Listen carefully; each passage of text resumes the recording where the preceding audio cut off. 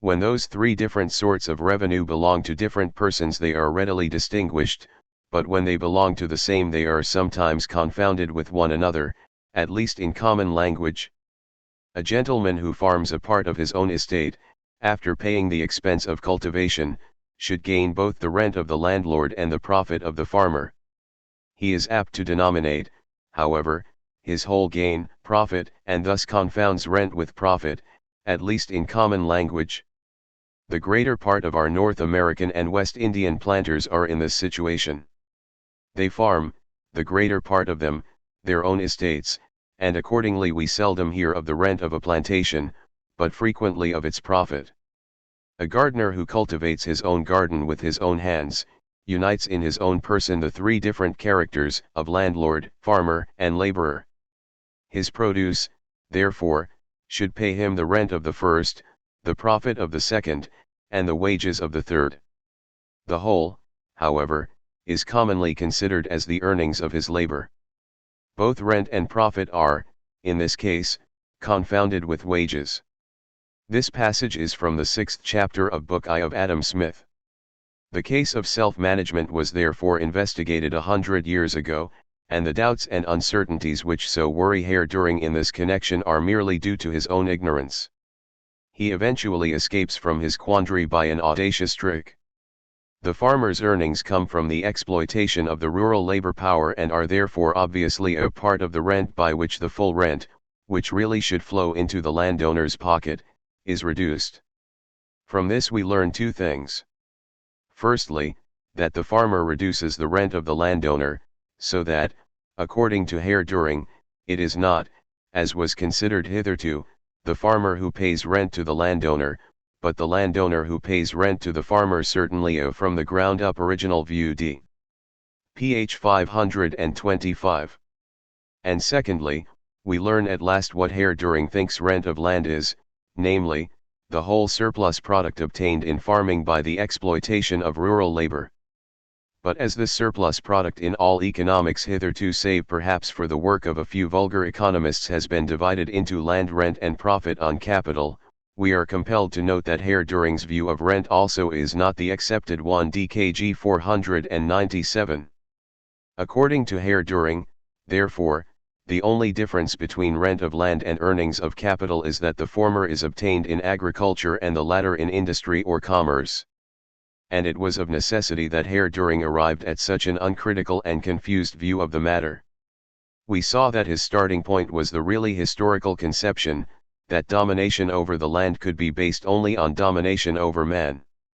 As soon, therefore, as land is cultivated by means of any form of subjugated labor, a surplus for the landlord arises, and this surplus is the rent, just as in industry the surplus labor product beyond what the laborer earns is the profit on capital. Thus it is clear that land rent exists on a considerable scale wherever and whenever agriculture is carried on by means of any of the forms of subjugation of labor DC 162. In this presentation of rent as the whole surplus product obtained in agriculture, Herr Duhring comes up against both English farmers' profit and the division, based on English farming and recognized by all classical political economy, of that surplus product into rent of land and farmers' profit, and hence against the pure, precise conception of rent. What does Herr Duhring do? He pretends not to have the slightest inkling of the division of the surplus product of agriculture into farmers' profit and rent, and therefore of the whole rent theory of classical political economy. He pretends that the question of what farmers' profit really is has never yet been raised in this definite form 157, that at issue is a subject which has never yet been investigated and about which there is no knowledge but only illusion and uncertainty.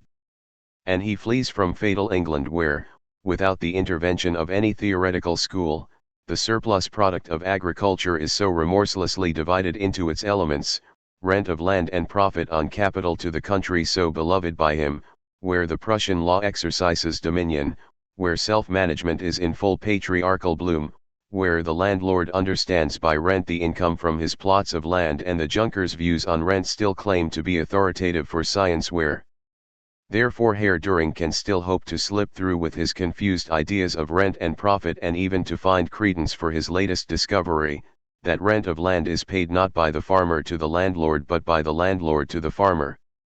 X from Kritischgeschichte. 92.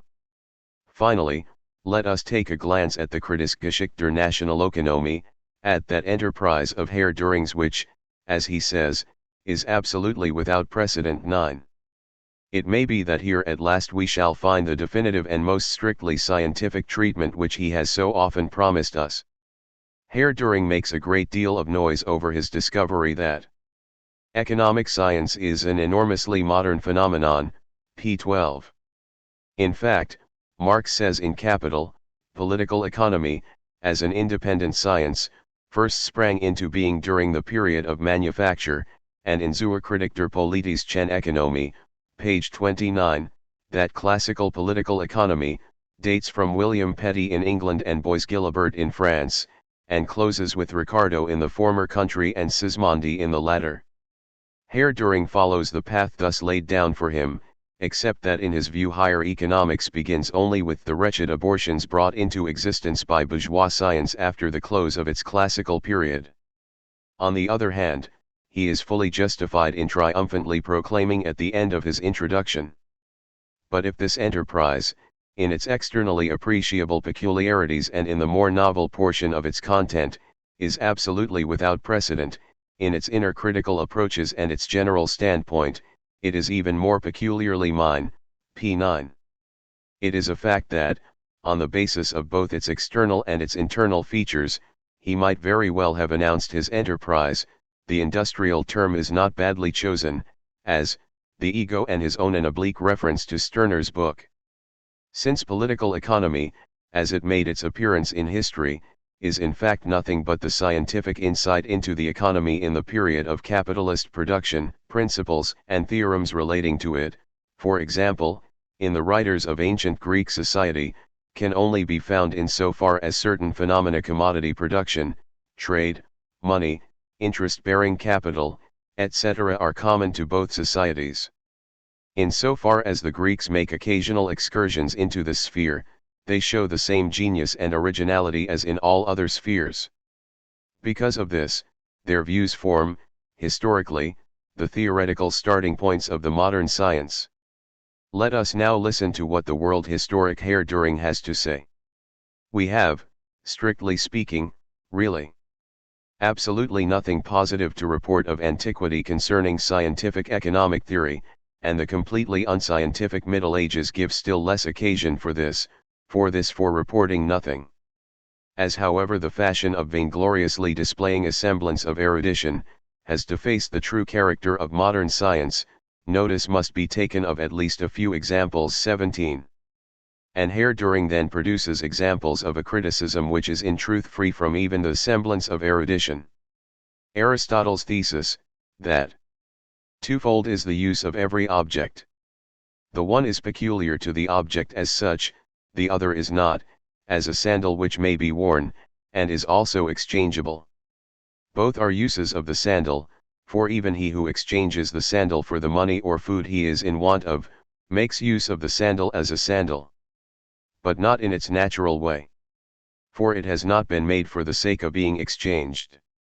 This thesis, Herr Duhring maintains, is not only expressed in a really platitudinous and scholastic way. 18, but those who see in it a differentiation between use value and exchange value fall besides into the ridiculous frame of mind. 19 of forgetting that in the most recent period and in the framework of the most advanced system, which of course is Herr Duhring's own system, nothing has been left of use value and exchange value.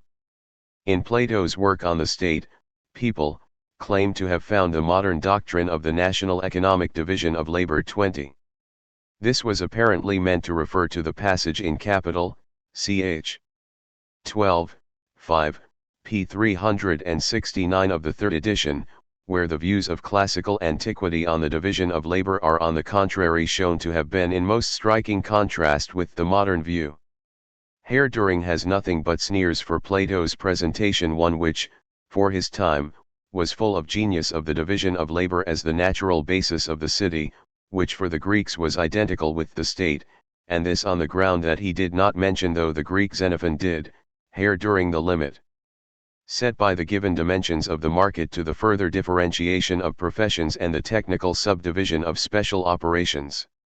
Only the conception of this limit constitutes the knowledge with the aid of which this idea, otherwise hardly fit to be called scientific, becomes a major economic truth. 20. It was in fact Professor Roscher 14, of whom Herr Duhring is so contemptuous, who set up this limit at which the idea of the division of labor is supposed first to become scientific, and who therefore expressly pointed to Adam Smith as the discoverer of the law of the division of labor. In a society in which commodity production is the dominant form of production, the market, to adopt Herr Duhring's style for once, was always a limit very well known to business people. 18. But more than the knowledge and instinct of routine is needed to realize that it was not the market that created the capitalist division of labor, but that, on the contrary, it was the dissolution of former social connections, and the division of labor resulting from this, that created the market. See Capital, Volume I, CHXXIV, 5, Creation of the Home Market for Industrial Capital. The role of money has at all times provided the first and main stimulus to economic ideas. But what did an Aristotle know of this role? No more, clearly, than was contained in the idea that exchange through the medium of money had followed the primitive exchange by barter. 21. But when an Aristotle presumes to discover the two different forms of the circulation of money, the one in which it operates as a mere medium of circulation, and the other in which it operates as money capital, he is thereby, according to Herr Duhring, only expressing a moral antipathy. And when an Aristotle carries his audacity so far as to attempt an analysis of money in its role of a measure of value, and actually states this problem, which has such decisive importance for the theory of money, correctly, then Duhring prefers, and for very good private reasons, to say nothing about such impermissible temerity. Final result: Greek antiquity, as mirrored in the notice taken 21 by Duhring, in fact possessed only quite ordinary ideas.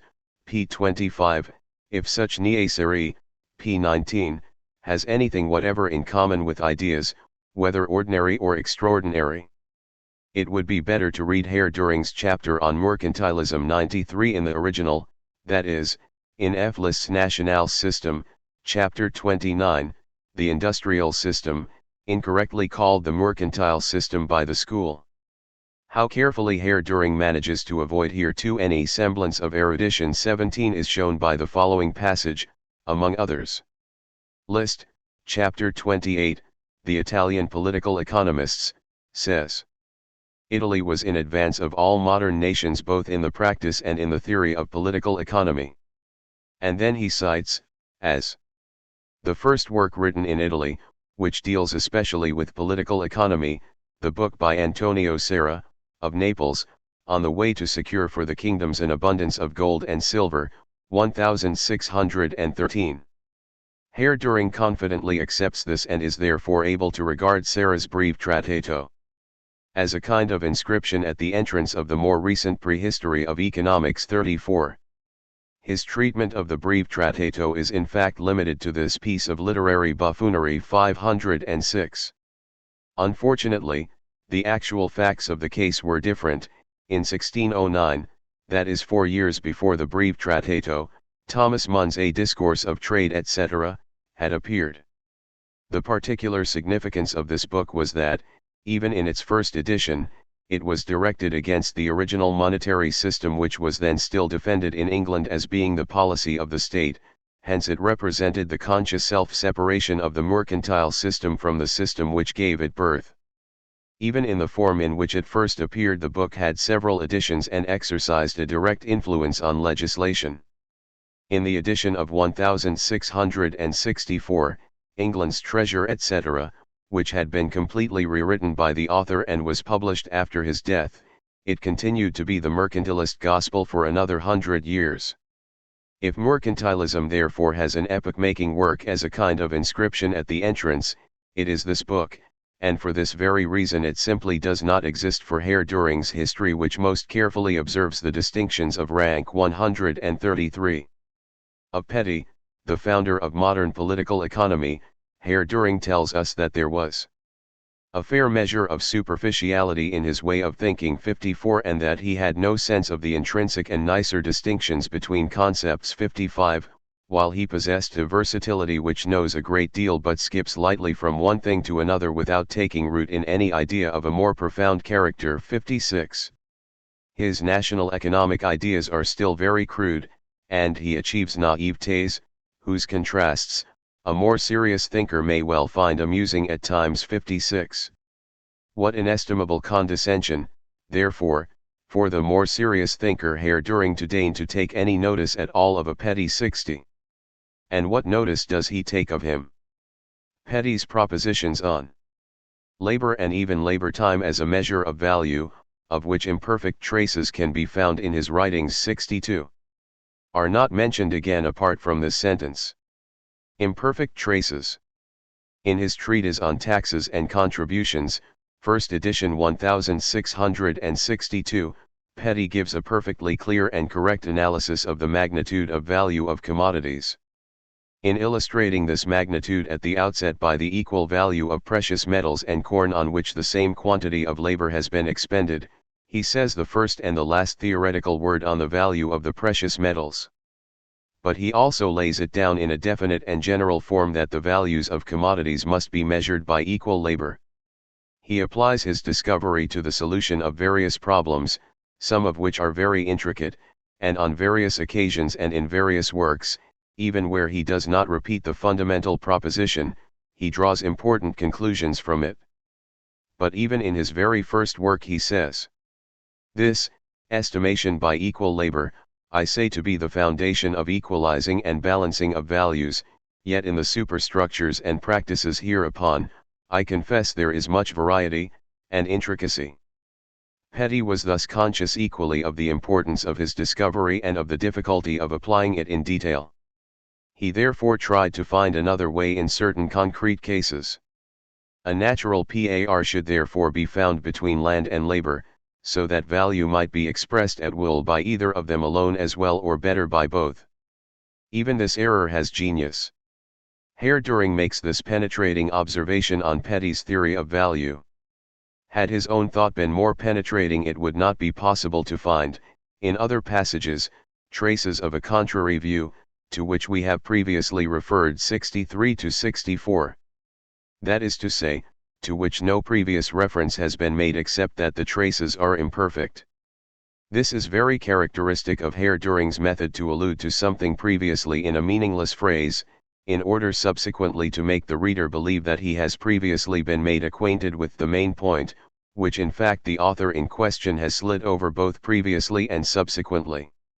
In Adam Smith, however, we can find not only traces of contrary views on the concept of value, not only 2 but even 3, and strictly speaking even 4 sharply contrary opinions on value, running quite comfortably side by side and intermingled. But what is quite natural in a writer who is laying the foundations of political economy and is necessarily feeling his way, experimenting and struggling with a chaos of ideas which are only just taking shape, may seem strange in a writer who is surveying and summarizing more than 150 years of investigation whose results have already passed in part from books into the consciousness of the generality. And, to pass from great things to small, as we have seen, Herr Duhring himself gives us 5 different kinds of value to select from at will, and with them, an equal number of contrary views. Of course, had his own thought been more penetrating, he would not have had to expend so much effort in trying to throw his readers back from Petty's perfectly clear conception of value into the uttermost confusion. A smoothly finished work of Petty's which may be said to be cast in a single block, is his Quantulumkunt concerning money, published in 1682, 10 years after his Anatomy of Ireland. This first appeared in 1672, not 1691 as stated by Herr Duhring, who takes it second-hand from the most current textbook compilations. 94 In this book the last vestiges of mercantilist views, found in other writings by him, have completely disappeared. In content and form it is a little masterpiece, and for this very reason Herr Duhring does not even mention its title.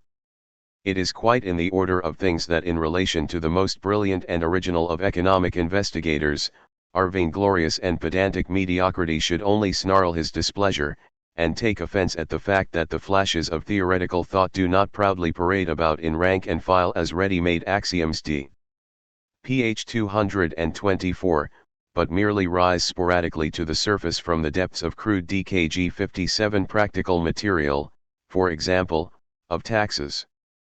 Petty's Foundations of Political Arithmetic 58, Vulgo-Statistics, are treated by Herr Duhring in the same way as that author's specifically economic works. He malevolently shrugs his shoulders at the odd methods used by Petty. Considering the grotesque methods still employed in this field a century later even by Lavoisier, 95, and in view of the great distance that separates even contemporary statistics from the goal which Petty assigned to them in broad outline, such self-satisfied superiority 2 centuries post festum stands out in all its undisguised stupidity. Petty's most important ideas which received such scant attention in Herr Duhring's Enterprise 9 are, in the latter's view, nothing but disconnected conceits, chance thoughts, incidental comments, to which only in our day a significance is given, by the use of excerpts torn from their context, which in themselves they have not got, which therefore also play no part in the real history of political economy, but only in modern books below the standard of Herr Duhring's deep-rooted criticism and historical depiction in the grand style 556. In his Enterprise, he seems to have had in view a circle of readers who would have implicit faith and would never be bold enough to ask for proof of his assertions. We shall return to this point soon, when dealing with Locke and North, but must first take a fleeting glance at Bois-Guilbert and Law. In connection with the former, we must draw attention to the sole find made by Herr Duhring. He has discovered a connection between Bois-Guilbert and Law which had hitherto been missed. Bois-Guilbert asserts that the precious metals could be replaced, in the normal monetary functions which they fulfill in commodity circulation, by credit money, un morceau de papier. Law on the other hand imagines that any increase whatever in the number of these pieces of paper increases the wealth of a nation. Herr Duhring draws from this the conclusion that Bois-Guilbert's turn of thought already harbored a new turn in mercantilism 83. In other words, already included law. This is made as clear as daylight in the following. All that was necessary was to assign to the simple pieces of paper the same role that the precious metals should have played, and a metamorphosis of mercantilism was thereby at once accomplished. 83. In the same way it is possible to accomplish at once the metamorphosis of an uncle into an aunt. It is true that Herr Duhring adds appealingly. Of course Bois-Guilbert had no such purpose in mind. 83. But how, in the devil's name, could he intend to replace his own rationalist conception of the monetary function of the precious metals by the superstitious conception of the mercantilists for the sole reason that, according to him, the precious metals can be replaced in this role by paper money? Nevertheless, Herr Duhring continues in his serio-comic style. Nevertheless it may be conceded that here and there our author succeeded in making a really apt remark, p. 83. In reference to law, Herr Duhring succeeded in making only this really apt remark. Law too was naturally never able completely to eradicate the above-named basis, namely, the basis of the precious metals, but he pushed the issue of notes to its extreme limit, that is to say, to the collapse of the system, p. 94. In reality, however, these paper butterflies, mere money tokens, were intended to flutter about among the public, not in order to eradicate the basis of the precious metals, but to entice them from the pockets of the public into the depleted treasuries of the state. 96. To return to Petty and the inconspicuous role in the history of economics assigned to him by Herr Duhring, let us first listen to what we are told about Petty's immediate successors, Locke and North. Locke's considerations on lowering of interest and raising of money, and North's discourses upon trade, appeared in the same year, 1691. What he, Locke, wrote on interest and coin does not go beyond the range of the reflections, current under the dominion of mercantilism, in connection with the events of political life, p. 64. To the reader of this report it should now be clear as crystal why Locke's lowering of interest had such an important influence, in more than one direction, on political economy in France and Italy during the latter half of the 18th century. Many businessmen thought the same, as Locke, on free play for the rate of interest, and the developing situation also produced the tendency to regard restrictions on interest as ineffective. At a period when a Dudley North could write his discourses upon trade in the direction of free trade, a great deal must already have been in the air, as they say, which made the theoretical opposition to restrictions on interest rates seem something not at all extraordinary, p. 64. So Locke had only to cogitate the ideas of this or that contemporary businessman, or to breathe in a great deal of what was in the air, as they say, to be able to theorize on free play for the rate of interest without saying anything extraordinary.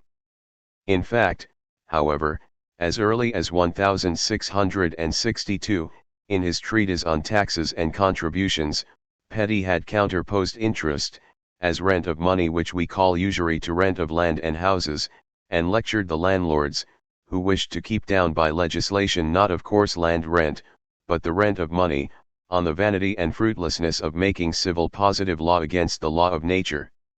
In his Quanchulumcunc, 1682, he therefore declared that legislative regulation of the rate of interest was as stupid as regulation of exports of precious metals or regulation of exchange rates. In the same work he made statements of unquestionable authority on the raising of money, for example, the attempt to give sixpence the name of 1 shilling by doubling the number of shillings coined from 1 ounce of silver.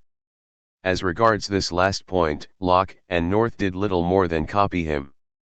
In regard to interest, however, Locke followed Petty's parallel between rent of money and rent of land, while North goes further and opposes interest as rent of stock to land rent, and the stock lords to the landlords. And while Locke accepts free play for the rate of interest, as demanded by Petty, only with reservations, North accepts it unconditionally. Herr, Duhring, himself still a bitter mercantilist in the more subtle 55 cents, surpasses himself when he dismisses Dudley North's discourses upon trade with the comment that they were written in the direction of free trade. 64. It is rather like saying of Harvey that he wrote in the direction of the circulation of the blood. North's work, apart from its other merits, is a classical exposition, driven home with relentless logic, of the doctrine of free trade, both foreign and internal, certainly something extraordinary. 64. In the year 1691, Herr Duhring, by the way, informs us that North was a merchant and a bad type at that, also that his work met with no approval. 64. Indeed, how could anyone expect a book of this sort to have met with approval among the mob setting the tone at the time of the final triumph of protectionism in England? But this did not prevent it from having an immediate effect on theory, as can be seen from a whole series of economic works published in England shortly after it, some of them even before the end of the 17th century. Locke and North gave us proof of how the first bold strokes which Petty dealt in almost every sphere of political economy were taken up one by his English successors and further developed. The traces of this process during the period 1691 to 1752 are obvious even to the most superficial observer from the very fact that all the more important economic writings of that time start from Petty, either positively or negatively. That period, which abounded in original thinkers, is therefore the most important for the investigation of the gradual genesis of political economy. The historical depiction in the grand style 556, which chalks up against Marx the unpardonable sin of making so much commotion in capital about Petty and the writers of that period, simply strikes them right out of history. From Locke, North, Bois-Guilbert, and Law it jumps straight to the physiocrats, and then, at the entrance to the real temple of political economy, appears David Hume. With Herr Duhring's permission, however, we restore the chronological order, putting Hume before the physiocrats. Hume's economic essays appeared in 1752. In the related essays, of money, of the balance of trade, of commerce, Hume follows step by step, and often even in his personal idiosyncrasies, Jacob van der Lindt's Money Answers All Things, published in London in 1734.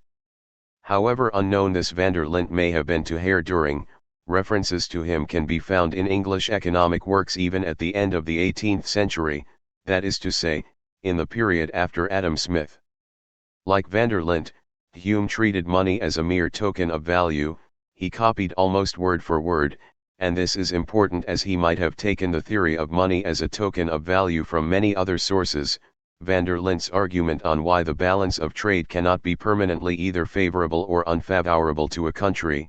Like van der Linde, he teaches that the equilibrium of balances is brought about naturally, in accordance with the different economic situations in the different countries. Like van der Linde, he preaches free trade, but less boldly and consistently. Like van der Linde, though with less profundity, he emphasizes wants as the motive forces of production. He follows van der Linde in the influence on commodity prices which he erroneously attributes to bank money and government securities in general. Like van der Linde, he rejects credit money. Like van der Linde, he makes commodity prices dependent on the price of labor, that is, on wages. He even copies van der Linde's absurd notion that by accumulating treasures commodity prices are kept down, etc., etc. At a much earlier point Herr Duhring made an oracular allusion to how others had misunderstood Hume's monetary theory with a particularly minatory reference to Marx, who in Capital had, besides, pointed in a manner contrary to police regulations to the secret connections of Hume with van der Linde and with J. Massey, who will be mentioned later. As for this misunderstanding, the facts are as follows. In regard to Hume's real theory of money, that money is a mere token of value, and therefore, other conditions being equal, commodity prices rise in proportion to the increase in the volume of money in circulation, and fall in proportion to its decrease. Herr Duhring, with the best intentions in the world though in his own luminous way can only repeat the errors made by his predecessors. Hume, however, after propounding the theory cited above, himself raises the objection, as Montesquieu, starting from the same premises, had done previously, that nevertheless 'tis certain that since the discovery of the mines in America, industry has increased in all the nations of Europe, except in the possessors of those mines, and that this may justly be ascribed, amongst other reasons, to the increase of gold and silver. His explanation of this phenomenon is that, though the high price of commodities be a necessary consequence of the increase of gold and silver, yet it follows not immediately upon that increase, but some time is required before the money circulate through the whole state, and make its effects be felt on all ranks of people. In this interval it has a beneficial effect on industry and trade. At the end of this analysis Hume also tells us why this is so, although in a less comprehensive way than many of his predecessors and contemporaries. 'Tis easy to trace the money in its progress through the whole commonwealth, where we shall find, that it must first quicken the diligence of every individual, before it increases the price of labor. In other words, Hume is here describing the effect of a revolution in the value of the precious metals, namely, a depreciation, or, which is the same thing, a revolution in the measure of value of the precious metals. He correctly ascertains that, in the slow process of readjusting the prices of commodities, this depreciation increases the price of labor vulgo, wages only in the last instance, that is to say, it increases the profit made by merchants and industrialists at the cost of the laborer, which he, however, thinks is just as it should be, and thus quickens diligence. But he does not set himself the task of answering the real scientific question, namely, whether and in what way an increase in the supply of the precious metals, their value remaining the same, affects the prices of commodities, and he lumps together every increase of the precious metals with their depreciation. Hume therefore does precisely what Marx says he does, zur Kritik etc., p. 141. We shall come back once more to this point in passing, but we must first turn to Hume's essay on interest. Hume's arguments, expressly directed against Locke that the rate of interest is not regulated by the amount of available money but by the rate of profit, and his other explanations of the causes which determine rises or falls in the rate of interest, are all to be found, much more exactly though less cleverly stated, in an essay on the governing causes of the natural rate of interest, wherein the sentiments of Sir W. Petty and Mr. Locke on that head, are considered. This work appeared in 1750, 2 years before Hume's essay.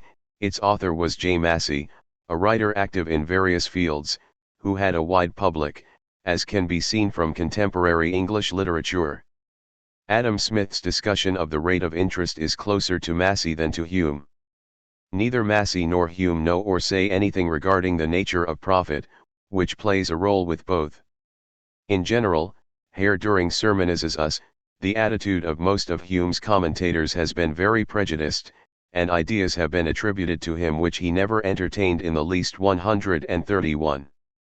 And Herr Duhring himself gives us more than one striking example of this attitude.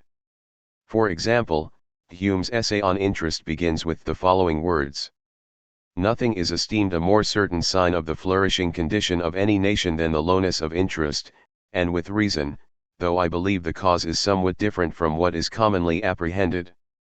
In the very first sentence, therefore, Hume cites the view that the lowness of interest is the surest indication of the flourishing condition of a nation as a commonplace which had already become trivial in his day.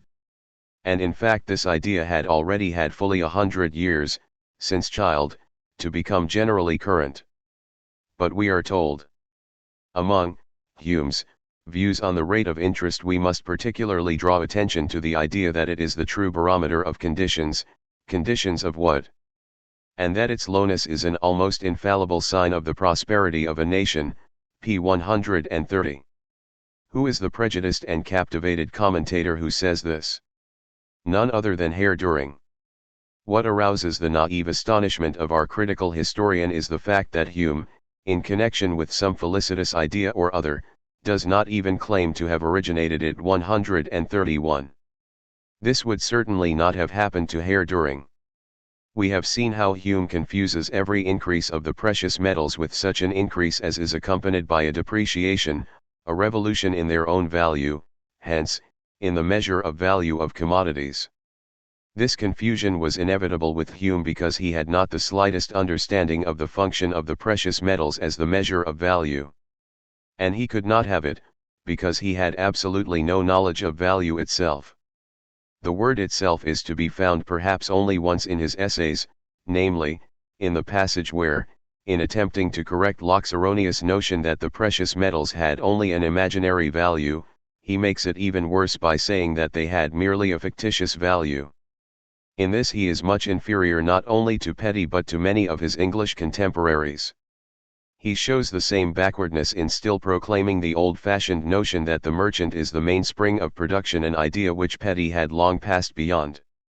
As for Herr Duhring's assurance that in his essays Hume concerned himself with the chief economic relationships. 121, if the reader only compares Cantillon's work quoted by Adam Smith, which appeared the same year as Hume's essays, 1752, but many years after its author's death, 97, he will be surprised at the narrow range of Hume's economic writings. Hume, as we have said, in spite of the letters patent issued to him by Herr Duhring, is nevertheless quite a respectable figure also in the field of political economy, but in this field he is anything but an original investigator, and even less an epoch-making one. The influence of his economic essays on the educated circles of his day was due not merely to his excellent presentation, but principally to the fact that the essays were a progressive and optimistic glorification of industry and trade, which were then flourishing, in other words, of the capitalist society which at that time was rapidly rising in England, and whose approval they therefore had to gain. Let one instance suffice here. Everyone knows the passionate fight that the masses of the English people were waging, just in Hume's day, against the system of indirect taxes which was being regularly exploited by the notorious Sir Robert Walpole for the relief of the landlords and of the rich in general.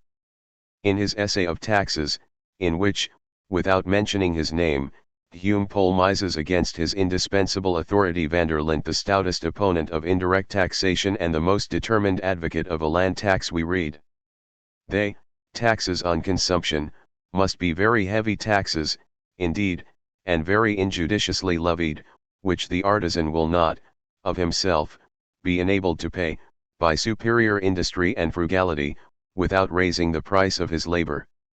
It is almost as if Robert Walpole himself were speaking, especially if we also take into consideration the passage in the essay on public credit in which, referring to the difficulty of taxing the state's creditors, the following is said. The diminution of their revenue would not be disguised under the appearance of a branch of excise or customs. As might have been expected of a Scotchman, Hume's admiration of bourgeois acquisitiveness was by no means purely Platonic.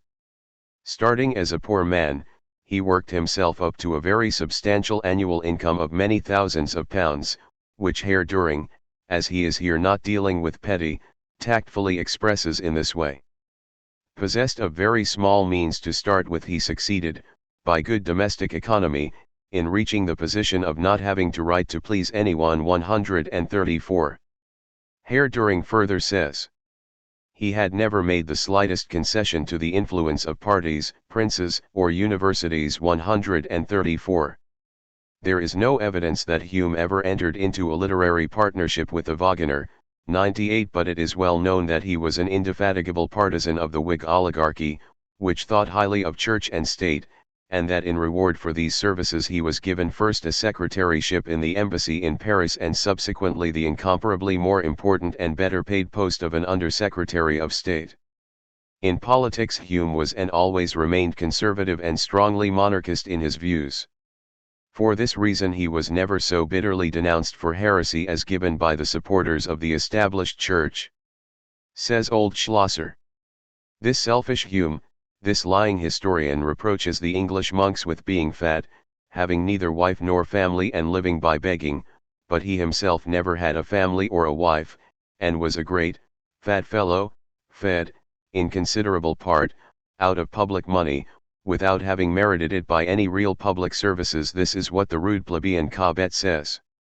Hume was in essential respects greatly superior to a Kant in the practical management of life. 122, is what Herr Duhring says. But why is Hume given such an exaggerated position in Kritisgeschichte? Simply because this serious and subtle thinker 121 has the honor of enacting the Duhring of the 18th century. Hume serves as proof that the creation of this whole branch of science, economics, is the achievement of a more enlightened philosophy. 123. And similarly Hume as predecessor is the best guarantee that this whole branch of science will find its close, for the immediately foreseeable future, in that phenomenal man who has transformed the merely more enlightened philosophy into the absolutely luminous philosophy of reality, and with whom, just as was the case with Hume, the cultivation of philosophy in the narrow sense of the word is combined something unprecedented on German soil with scientific endeavors on behalf of the national economy. D. Ph 531. Accordingly we find Hume, in any case respectable as an economist, inflated into an economic star of the first magnitude, whose importance has hitherto been denied only by the same envious people who have hitherto also so obstinately hushed up Herr Duhring's achievements, authoritative for the epoch. DKG 1. ******. The physiocratic school left us in Quesnay's Tableau économique, as everyone knows, a nut on which all former critics and historians of political economy have up to now broken their jaws in vain. This tableau, which was intended to bring out clearly the physiocrat's conception of the production and circulation of a country's total wealth, remained obscure enough for the succeeding generations of economists. On this subject, too, Herr Duhring comes to finally enlighten us. What this economic image of the relations of production and distribution means in Quesnay himself, he says, can only be stated if one has first carefully examined the leading ideas which are peculiar to him. All the more because these have hitherto been set forth only with wavering indefiniteness, and their essential features cannot be recognized. 105 even in Adam Smith. Herr Duhring will now once and for all put an end to this traditional superficial reporting. He then proceeds to pull the reader's leg through 5 whole pages, 5 pages in which all kinds of pretentious phrases, constant repetitions, and calculated confusion are designed to conceal the awkward fact that Herr Duhring has hardly as much to tell us in regard to Quesnay's leading ideas 105, as the most current textbook compilations 109 against which he warns us so untiringly. It is one of the most dubious sides 111 of this introduction that here too the tableau, which up to that point had only been mentioned by name, is just casually snuffled at, and then gets lost in all sorts of reflections, such as, for example, the difference between effort and result. Though the latter, it is true, is not to be found completed in Quesnay's ideas, Herr Duhring will give us a fulminating example of it as soon as he comes from his lengthy introductory effort to his remarkably short-winded result 109, that is to say, to his elucidation of the tableau itself. We shall now give all, literally all that he feels it right to tell us of Quesnay's tableau. In his effort Herr Duhring says, "It seemed to him, Quesnay, self-evident that the proceeds, Herr Duhring had just spoken of the net product, must be thought of and treated as a money value 105-06. He connected his deliberations immediately with the money values which he assumed as the results of the sales of all agricultural products when they first change hands. In this way, he operates in the columns of his tableau with several milliards 106, that is, with money values. We have therefore learned 3 times over that, in his tableau, Quesnay operates with the money values of agricultural products, including the money values of the net product or net proceeds. Further on in the text we find, had Quesnay considered things from a really natural standpoint, and had he rid himself not only of regard for the precious metals and the amount of money, but also of regard for money values. But as it is he reckons solely with sums of value, and imagined the net product in advance as a money value 106. So for the 4th and 5th time, there are only money values in the tableau. He, Quesnay, obtained it, the net product, by deducting the expenses and thinking. Principally, not traditional but for that matter all the more superficial reporting, of that value which would accrue to the landlord as rent 106. We have still not advanced a step, but now it is coming. On the other hand, however, now also is a gem, the net product, as a natural object, enters into circulation, and in this way becomes an element which, should serve, to maintain the class which is described as sterile. In this the confusion can at once be seen, the confusion arising from the fact that in one case it is the money value, and in the other the thing itself, which determines the course of thought 106. In general, it seems, all circulation of commodities suffers from the confusion that commodities enter into circulation simultaneously as natural objects and as money values. But we are still moving in a circle about money value, for Quesnay is anxious to avoid a double booking of the national economic proceeds 106. With Herr Duhring's permission, in Quesnay's analysis at the foot of the tableau, the various kinds of products figure as natural objects and above, in the tableau itself, their money values are given. Subsequently Quesnay even made his famulus, the Abbé Baudot, include the natural objects in the tableau itself, beside their money values. After all this effort, we at last get the result. Listen and marvel at these words. Nevertheless, the inconsequence, referring to the role assigned by Quesnay to the landlords, at once becomes clear when we inquire what becomes of the net product, which has been appropriated as rent, in the course of the national economic circulation. In regard to this the physiocrats and the economic tableau could offer nothing but confused and arbitrary conceptions, ascending to mysticism 110. All's well that ends well. So Herr Duhring does not know what becomes of the net product, which has been appropriated as rent, in the course of the national economic circulation, represented in the tableau. To him, the tableau is the squaring of the circle 110. By his own confession, he does not understand the ABC of physiocracy. After all the beating about the bush, the dropping of buckets into an empty well, the hieing hither and thither, the harlequinades, episodes, diversions, repetitions, and stupefying mix-ups whose sole purpose was to prepare us for the imposing conclusion, what the tableau means in Quesnay himself 105. After all this Herr Duhring's shamefaced confession that he himself does not know Once he has shaken off this painful secret, this Oretien black care which sat hunched on his back during his ride through the land of the physiocrats, our serious and subtle thinker blows another merry blast on his trumpet, as follows. The lines which Quesnay draws here and there, in all there are just 5 of them. In his otherwise fairly simple tableau, and which are meant to represent the circulation of the net product, make one wonder whether these whimsical combinations of columns may not be suffused with fantastic mathematics. They are reminiscent of Quesnay's attempts to square the circle 110 and so forth. As Herr Duhring, by his own admission, was unable to understand these lines in spite of their simplicity, he had to follow his favorite procedure of casting suspicion on them. And now he can confidently deliver the coup de grace to the vexatious tableau. We have considered the net product in this its most dubious aspect 111, etc. So the confession he was constrained to make that he does not understand the first word about the tableau économique and the role played by the net product which figures in it, that is what Herr Duhring calls the most dubious aspect of the net product. What grim humor!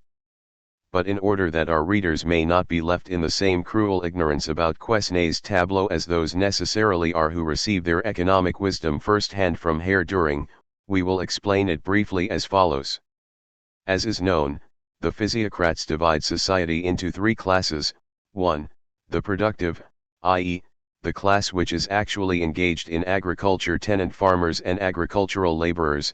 They are called productive, because their labor yields a surplus, rent. 2. The class which appropriates the surplus, including the landowners and their retainers, the prince, and in general all officials paid by the state, and finally also the church in its special character as appropriator of tithes. For the sake of brevity, in what follows we call the first class simply farmers, and the second class landlords. 3. The industrial or sterile class, sterile because, in the view of the physiocrats, it adds to the raw materials delivered to it by the productive class only as much value as it consumes in means of subsistence supplied to it by that same class. Quesnay's tableau was intended to portray how the total annual product of a country, concretely, France, circulates among these 3 classes and facilitates annual reproduction. The first premise of the tableau was that the farming system and with it large-scale agriculture, in the sense in which this term was understood in Quesnay's time, had been generally introduced, Normandy, Picardy, Ile-de-France and a few other French provinces serving as prototypes. The farmer therefore appears as the real leader in agriculture, as he represents in the tableau the whole productive, agricultural, class and pays the landlord a rent in money. An invested capital or inventory of 10 milliard livres is assigned to the farmers as a whole. Of this sum, 1/5, or 2 milliards, is the working capital which has to be replaced every year. This figure too was estimated on the basis of the best managed farms in the provinces mentioned above. Further premises: 1.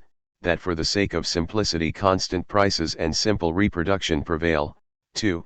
That all circulation which takes place solely within one class is excluded, and that only circulation between class and class is taken into account. 3. That all purchases and sales taking place between class and class in the course of the industrial year are combined in a single total sum. Lastly, it must be borne in mind that in Quesnay's time in France, as was more or less the case throughout Europe, the home industry of the peasant families satisfied by far the greater portion of their needs other than food, and is therefore taken for granted here as supplementary to agriculture. The starting point of the tableau is the total harvest, the gross product of the annual yield of the soil, which is consequently placed as the first item, or the total reproduction of the country, in this case France. The magnitude of value of this gross product is estimated on the basis of the average prices of agricultural products among the trading nations. It comes to 5 milliard livres, a sum which roughly expresses the money value of the gross agricultural production of France based on such statistical estimates as were then possible. This and nothing else is the reason why in his tableau Quesnay operates with several milliards, 106, to be precise, with 5 milliards, and not with 5 livres tournois. 99. The whole gross product, of a value of 5 milliards, is therefore in the hands of the productive class, that is, in the first place the farmers, who have produced it by advancing an annual working capital of 2 milliards, which corresponds to an invested capital of 10 milliards. The agricultural products, foodstuffs, raw materials, etc., which are required for the replacement of the working capital, including therefore the maintenance of all persons directly engaged in agriculture, are taken in natura from the total harvest and expended for the purpose of new agricultural production. Since, as we have seen, constant prices and simple reproduction on a given scale are assumed, the money value of the portion which is thus taken from the gross product is equal to 2 milliard livres. This portion, therefore, does not enter into general circulation. For, as we have noted, circulation which takes place only within a particular class, and not between one class and another, is excluded from the tableau. After the replacement of the working capital out of the gross product there remains a surplus of 3 milliards, of which 2 are in means of subsistence and 1 in raw materials. The rent which the farmers have to pay to the landlords is however only 2/3 of this sum, equal to 2 milliards. It will soon be seen why it is only these 2 milliards which figure under the heading of net product or net income 106. But in addition to the total reproduction of agriculture amounting in value to 5 milliards, of which 3 milliards enter into general circulation, there is also in the hands of the farmers, before the movement described in the tableau begins, the whole pecule of the nation, 2 milliards of cash money. This comes about in the following way. As the total harvest is the starting point of the tableau, this starting point also forms the closing point of an economic year, for example, of the year 1758, from which point a new economic year begins. During the course of this new year, 1759, the portion of the gross product destined to enter into circulation is distributed among the 2 other classes through the medium of a number of individual payments, purchases, and sales. These movements separated, following each other in succession, and stretching over a whole year, are however, as was bound to happen in any case in the tableau, combined into a few characteristic transactions, each of which embraces a whole year's operations at once. This, then, is how at the close of the year 1758 there has flowed back to the farmer class the money paid by it to the landlords as rent for the year 1757. The tableau itself will show how this comes about, amounting to 2 milliards, so that the farmer class can again throw the sum into circulation in 1759. Since, however, that sum, as Quesnay observes, is much larger than is required in reality for the total circulation of the country, France, inasmuch as there is a constant succession of separate payments, the 2 milliard livres in the hands of the farmers represent the total money in circulation in the nation. The class of landlords drawing rent first appears, as is the case sometimes even today, in the role of receivers of payments. On Quesnay's assumption the landlords proper receive only 4/7 of the 2 milliards of rent, 2/7 go to the government, and 1/7 to the receivers of tithes. In Quesnay's day the church was the biggest landlord in France and in addition received the tithes on all other landed property. The working capital, avances annuels, advanced by the sterile class in the course of a whole year consists of raw materials to the value of 1 milliard, only raw materials, because tools, machinery, etc., are included among the products of that class itself. The many different roles, however, played by such products in the industrial enterprises of this class do not concern the tableau any more than the circulation of commodities and money which takes place exclusively within that class. The wages for the labor by which the sterile class transforms the raw materials into manufactured goods are equal to the value of the means of subsistence which it receives in part directly from the productive class, and in part indirectly, through the landlords. Although it is itself divided into capitalists and wage workers, it forms, according to Quesnay's basic conception, an integral class which is in the pay of the productive class and of the landlords. The total industrial production, and consequently also its total circulation, which is distributed over the year following the harvest, is likewise combined into a single whole. It is therefore assumed that at the beginning of the movement set out in the tableau the annual commodity production of the sterile class is entirely in its hands, and consequently that its whole working capital, consisting of raw materials to the value of 1 milliard, has been converted into goods to the value of 2 milliards, one half of which represents the price of the means of subsistence consumed during this transformation. An objection might be raised here: surely the sterile class also uses up industrial products for its own domestic needs. Where are these shown, if its own total product passes through circulation to the other classes? This is the answer we are given: the sterile class not only itself consumes a portion of its own commodities, but in addition it strives to retain as much of the rest as possible. It therefore sells the commodities thrown by it into circulation above their real value, and must do this, as we have evaluated these commodities at the total value of their production. This, however, does not affect the figures of the tableau, for the two other classes receive manufactured goods only to the value of their total production. So now we know the economic position of the three different classes at the beginning of the movement set out in the tableau. The productive class, after its working capital has been replaced in kind, still has 3 milliards of the gross product of agriculture and 2 milliards in money.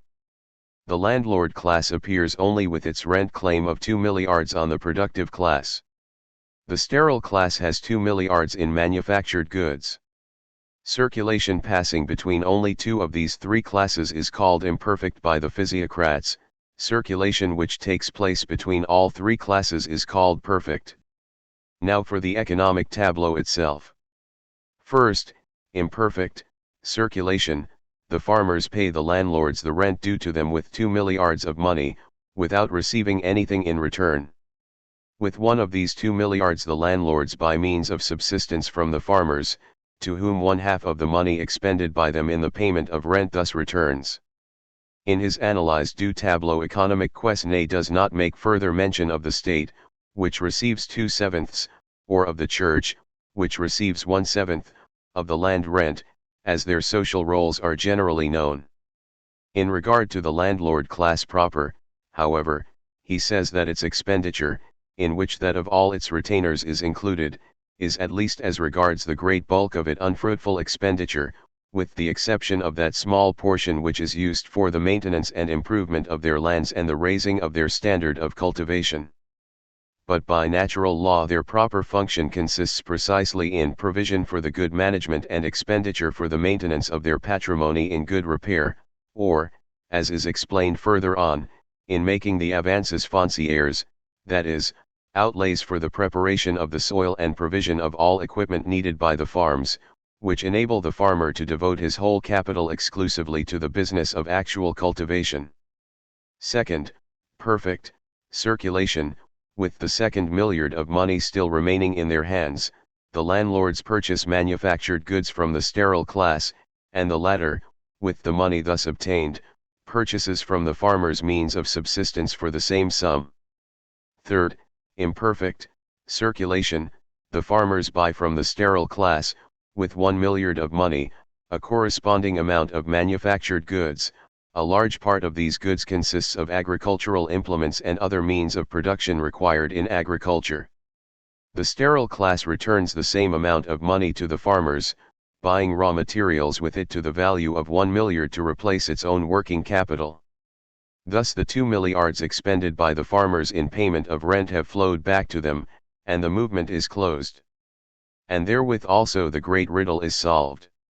What becomes of the net product, which has been appropriated as rent, in the course of the economic circulation? 110. We saw above that at the starting point of the process there was a surplus of 3 milliards in the hands of the productive class.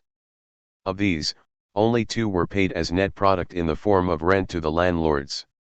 The 3rd milliard of the surplus constitutes the interest on the total invested capital of the farmers, that is, 10% on 10 milliards.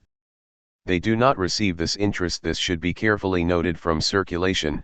It exists in natura in their hands, and they realize it only in circulation, by thus converting it into manufactured goods of equal value. If it were not for this interest, the farmer, the chief agent in agriculture, would not advance the capital for investment in it. Already from this standpoint, according to the physiocrats, the appropriation by the farmer of that portion of the agricultural surplus proceeds which represents interest is as necessary a condition of reproduction as the farmer class itself, and hence this element cannot be put in the category of the national net product or net income, for the latter is characterized precisely by the fact that it is consumable without any regard to the immediate needs of national reproduction. This fund of 1 milliard, however, serves, according to Quesnay, for the most part to cover the repairs which become necessary in the course of the year, and the partial renewals of invested capital, further, as a reserve fund against accidents, and lastly, where possible, for the enlargement of the invested and working capital, as well as for the improvement of the soil and extension of cultivation. The whole process is certainly fairly simple. 110. There enter into circulation, from the farmers, 2 milliards in money for the payment of rent, and 3 milliards in products, of which 2/3 are means of subsistence and 1/3 raw materials, from the sterile class, 2 milliards in manufactured goods. Of the means of subsistence amounting to 2 milliards, 1/2 is consumed by the landlords and their retainers, the other half by the sterile class in payment for its labor. The raw materials to the value of 1 milliard replace the working capital of this latter class. Of the manufactured goods in circulation, amounting to 2 milliards, 1/2 goes to the landlords and the other to the farmers, for whom it is only a converted form of the interest, which accrues at first hand from agricultural reproduction, on their invested capital. The money thrown into circulation by the farmer in payment of rent flows back to him, however, through the sale of his products, and thus the same process can take place again in the next economic year.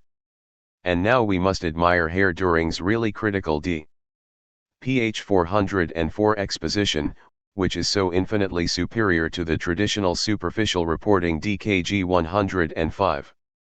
After mysteriously pointing out to us 5 times in succession how hazardous it was for Quesnay to operate in the tableau with mere money values which moreover turned out not to be true, he finally reaches the conclusion that, when he asks, what becomes of the net product, which has been appropriated as rent, in the course of the national economic circulation, the economic tableau could offer nothing but confused and arbitrary conceptions, ascending to mysticism. 110.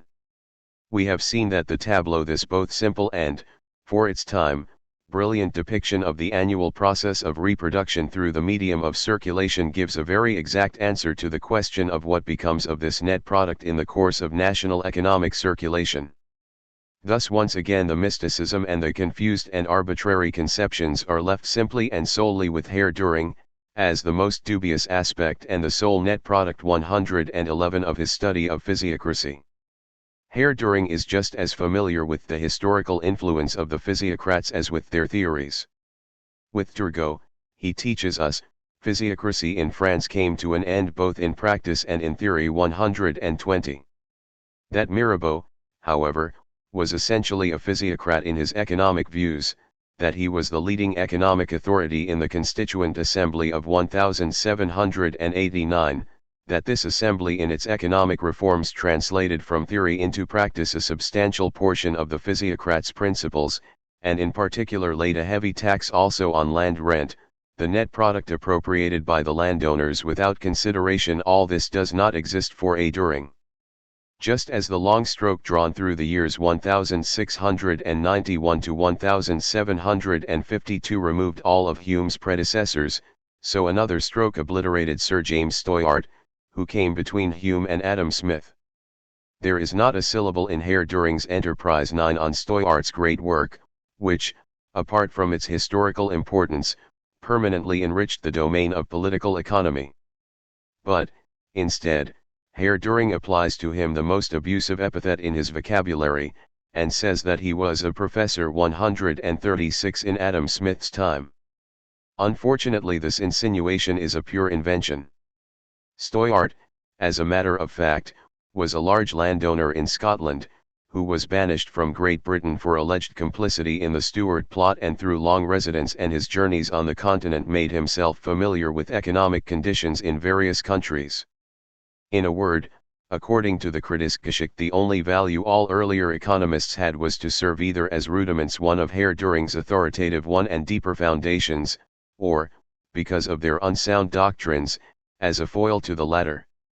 In political economy, however, there are also some heroes who represent not only rudiments of the deeper foundation DC 11, but principles 5 from which this foundation, as was prescribed in Herr Duhring's natural philosophy, is not developed 353 but actually composed, for example, the incomparably great and eminent 16 List, who, for the benefit of German manufacturers, puffed up the more subtle mercantilistic teachings of a Ferrier and others into mightier words, also.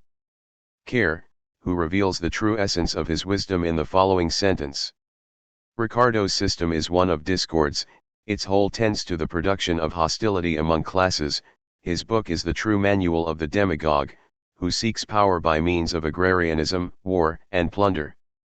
People who want to study the history of political economy in the present and immediately foreseeable future will certainly be on much safer ground if they make themselves acquainted with the watery products, commonplaces, and beggar's soup 14 of the most current textbook compilations 109, rather than rely on Herr Duhring's historical depiction in the grand style 556. What, then, is the final result of our analysis of Duhring's very own system of political economy? Nothing, except the fact that with all the great words and the still more mighty promises we are just as much duped as we were in the philosophy. His theory of value, this touchstone of the worth of economic systems 499, amounts to this, that by value Herr Duhring understands 5 totally different and directly contradictory things, and, therefore, to put it at its best, himself does not know what he wants. The natural laws of all economics DC 4, ushered in with such pomp, prove to be merely universally familiar and often not even properly understood platitudes of the worst description. The sole explanation of economic facts which his very own system can give us is that they are the result of force, a term with which the Philistine of all nations has for thousands of years consoled himself for everything unpleasant that happens to him, and which leaves us just where we were. Instead, however, of investigating the origin and effects of this force, Herr Duhring expects us to content ourselves gratefully with the mere word force as the last final cause and ultimate explanation of all economic phenomena. Compelled further to elucidate capitalist exploitation of labor, he first represents it in a general way as based on taxes and price surcharges, thereby completely appropriating the Proudhonian deduction, prélèvement, and then proceeding to explain it in detail by means of Marx's theory of surplus labor, surplus product and surplus value. In this way he manages to bring about a happy reconciliation of 2 totally contradictory modes of outlook, by copying down both without taking his breath.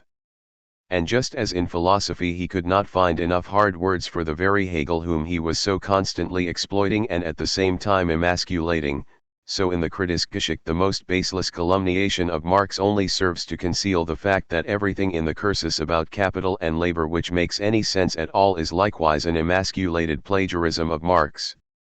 His ignorance, which in the cursus puts the large landowner at the beginning of the history of the civilized peoples, and knows not a word of the common ownership of land in the tribal and village communities, which is the real starting point of all history. This ignorance, at the present day almost incomprehensible, is well nigh surpassed by the ignorance which, in the Kritikergeschichte, thinks not little of itself because of the universal breadth of its historical survey too, and of which we have given only a few deterrent examples. In a word, first the colossal effort of self-admiration, of charlatan blasts on his own trumpet, of promises each surpassing the other, and then the result 109 exactly nil. Part 3, Socialism. Historical. We saw in the introduction 100 how the French philosophers of the 18th century, the forerunners of the Revolution, appealed to reason as the sole judge of all that is. A rational government, rational society, were to be founded, everything that ran counter to eternal reason was to be remorselessly done away with. We saw also that this eternal reason was in reality nothing but the idealized understanding of the 18th century citizen, just then evolving into the bourgeois. The French Revolution had realized this rational society and government. But, the new order of things, rational enough as compared with earlier conditions, turned out to be by no means absolutely rational. The state based upon reason completely collapsed. Rousseau's contrat social had found its realization in the Reign of Terror, from which the bourgeoisie, who had lost confidence in their own political capacity, had taken refuge first in the corruption of the Directorate, and, finally, under the wing of the Napoleonic despotism. 101 The promised eternal peace was turned into an endless war of conquest. The society based upon reason had fared no better. The antagonism between rich and poor, instead of dissolving into general prosperity, had become intensified by the removal of the guild and other privileges, which had to some extent bridged it over, and by the removal of the charitable institutions of the church.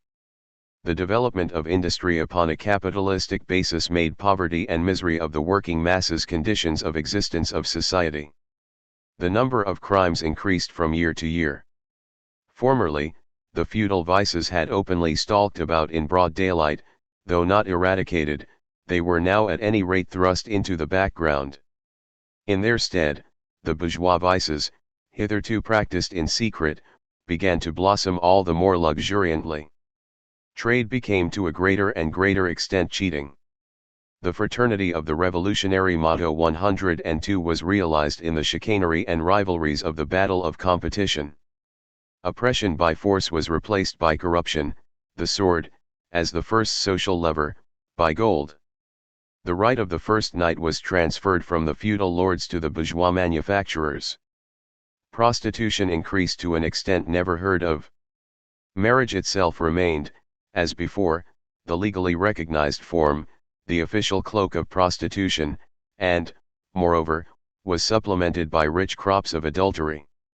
In a word, compared with the splendid promises of the philosophers, the social and political institutions born of the triumph of reason were bitterly disappointing caricatures.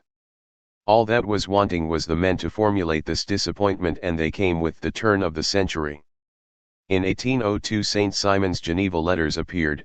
In 1808 appeared Fourier's first work, 103. Although the groundwork of his theory dated from 1799, on January 1, 1800, Robert Owen undertook the direction of New Lanark. At this time, however, the capitalist mode of production, and with it the antagonism between the bourgeoisie and the proletariat, was still very incompletely developed. Modern industry, which had just arisen in England, was still unknown in France.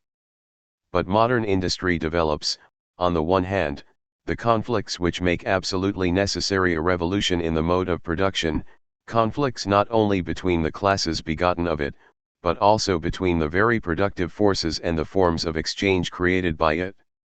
And, on the other hand, it develops, in these very gigantic productive forces, the means of ending these conflicts. If, therefore, about the year 1800, the conflicts arising from the new social order were only just beginning to take shape, this holds still more fully as to the means of ending them. The propertyless masses of Paris, during the Reign of Terror, were able for a moment to gain the mastery.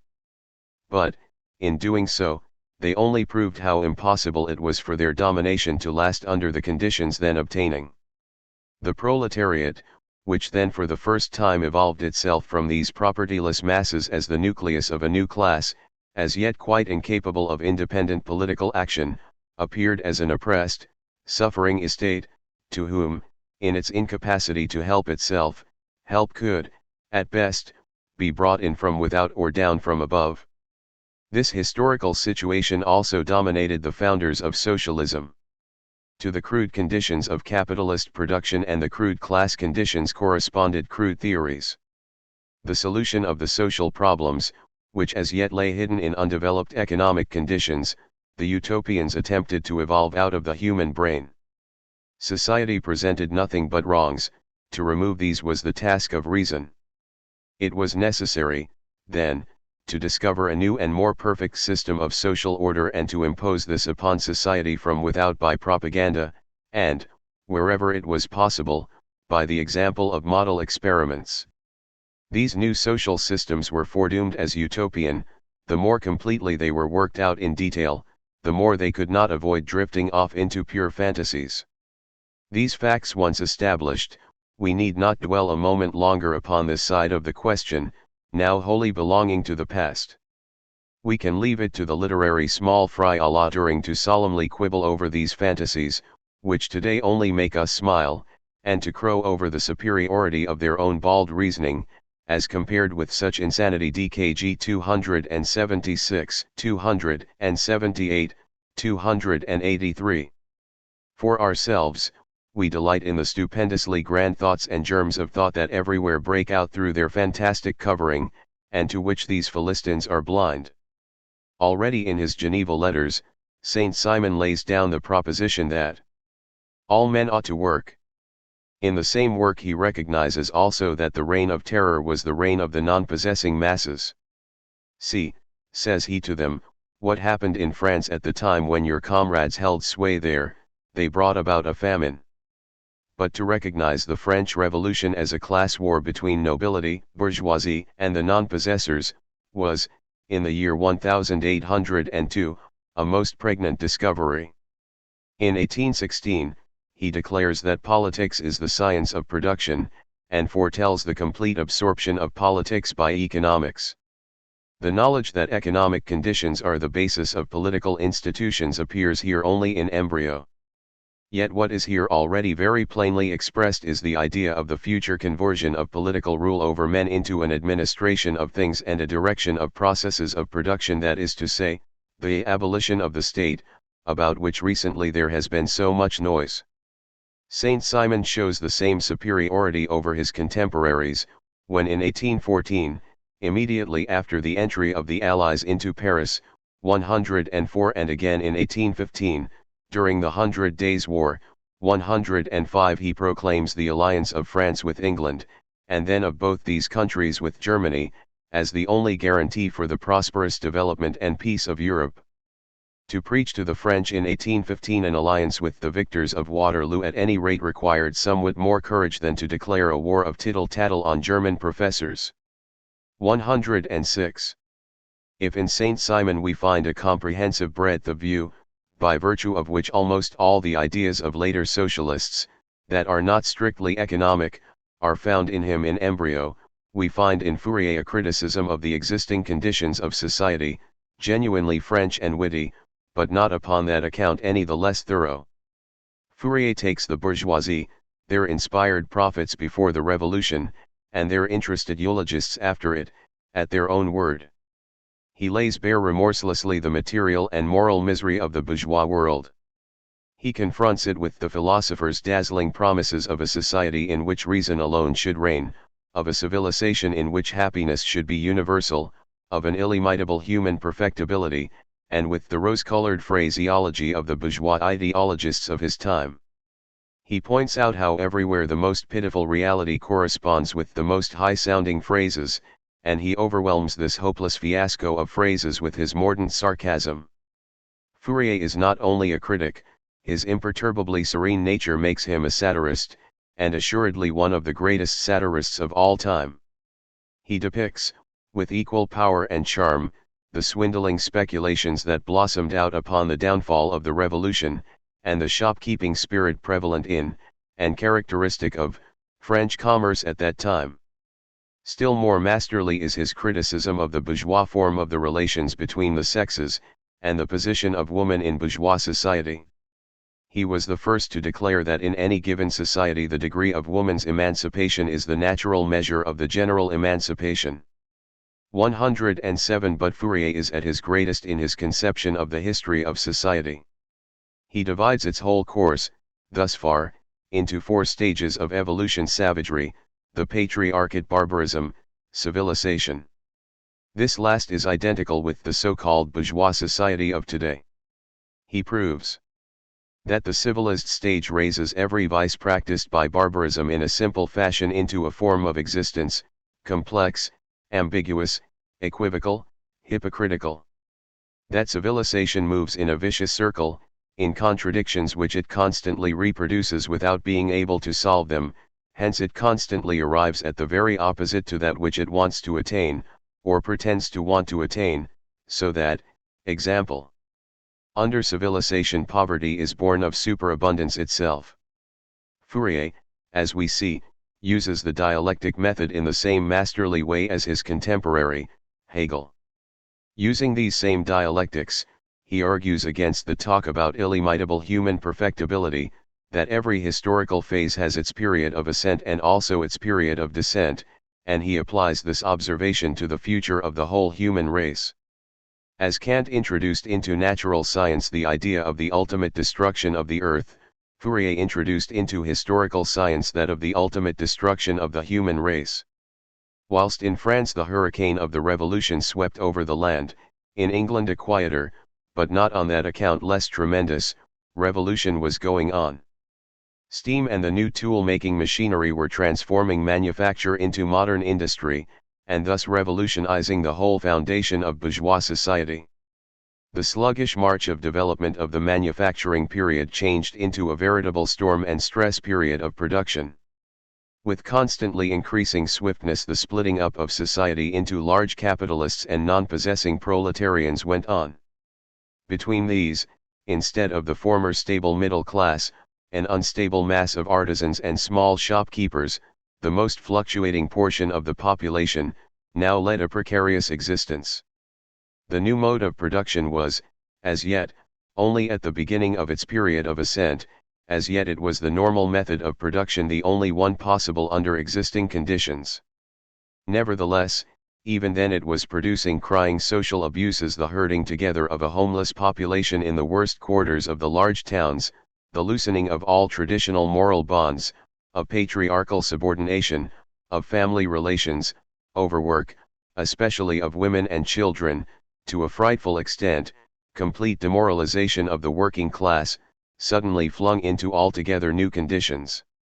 At this juncture there came forward as a reformer a manufacturer 29 years old, a man of almost sublime, childlike simplicity of character, and at the same time one of the few born leaders of men.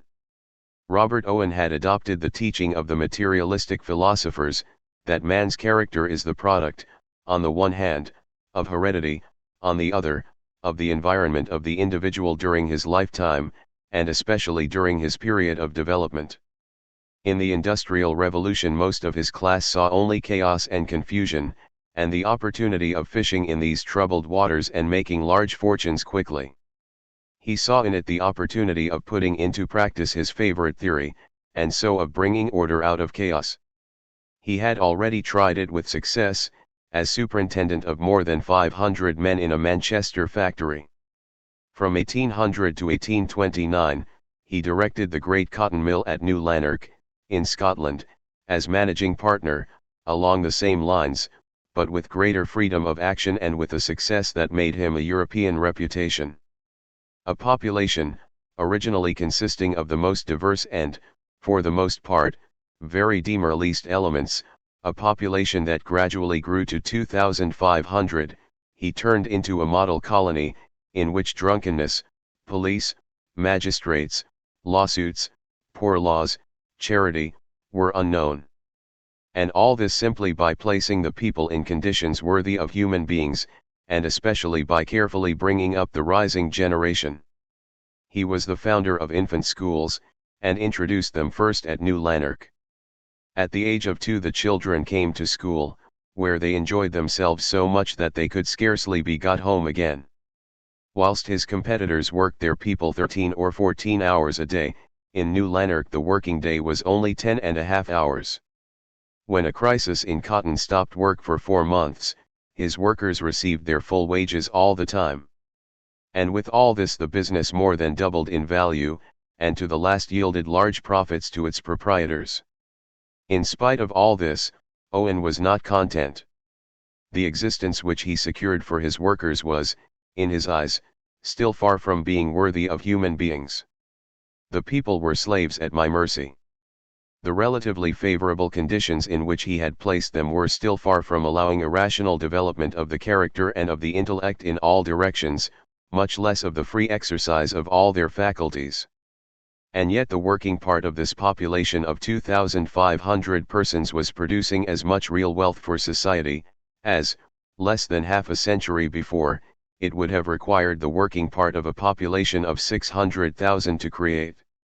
I asked myself what became of the difference between the wealth consumed by 2,500 persons and that which would have been consumed by 600,000. The answer was clear.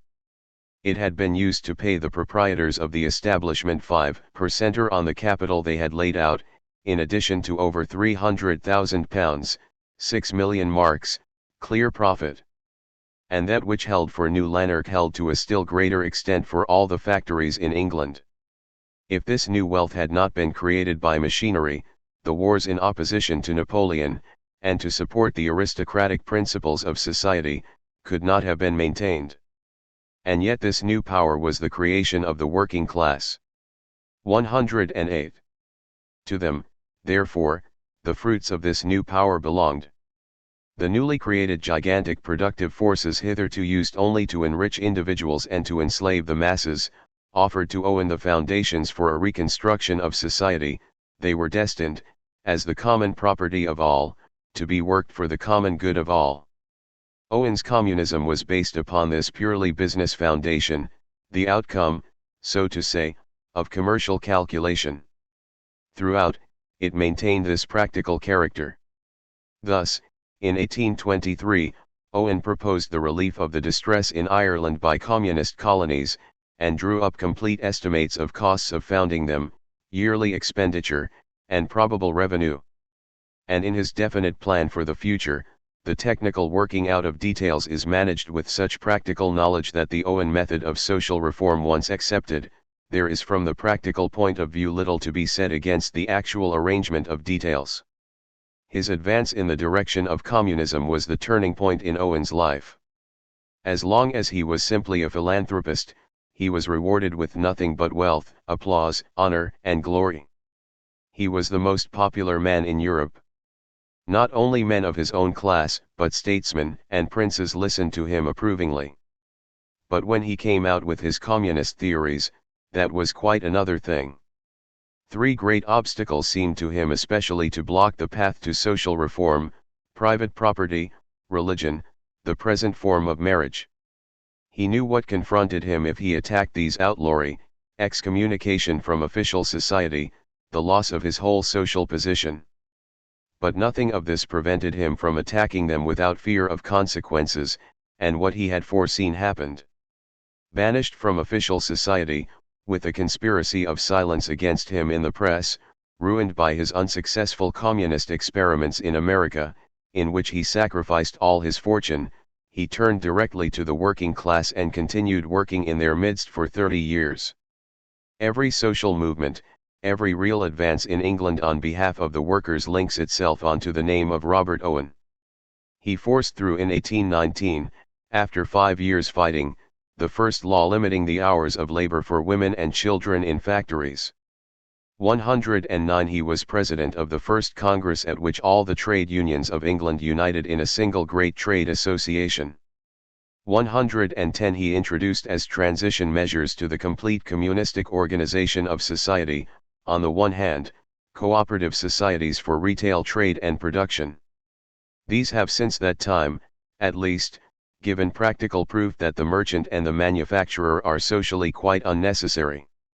On the other hand, he introduced labor bazaars for the exchange of the products of labor through the medium of labor notes, whose unit was a single hour of work. 111, institutions necessarily doomed to failure, but completely anticipating Proudhon's Bank of Exchange. 112 of a much later period, and differing entirely from this in that they did not claim to be the panacea for all social ills, but only a first step towards a much more radical revolution of society.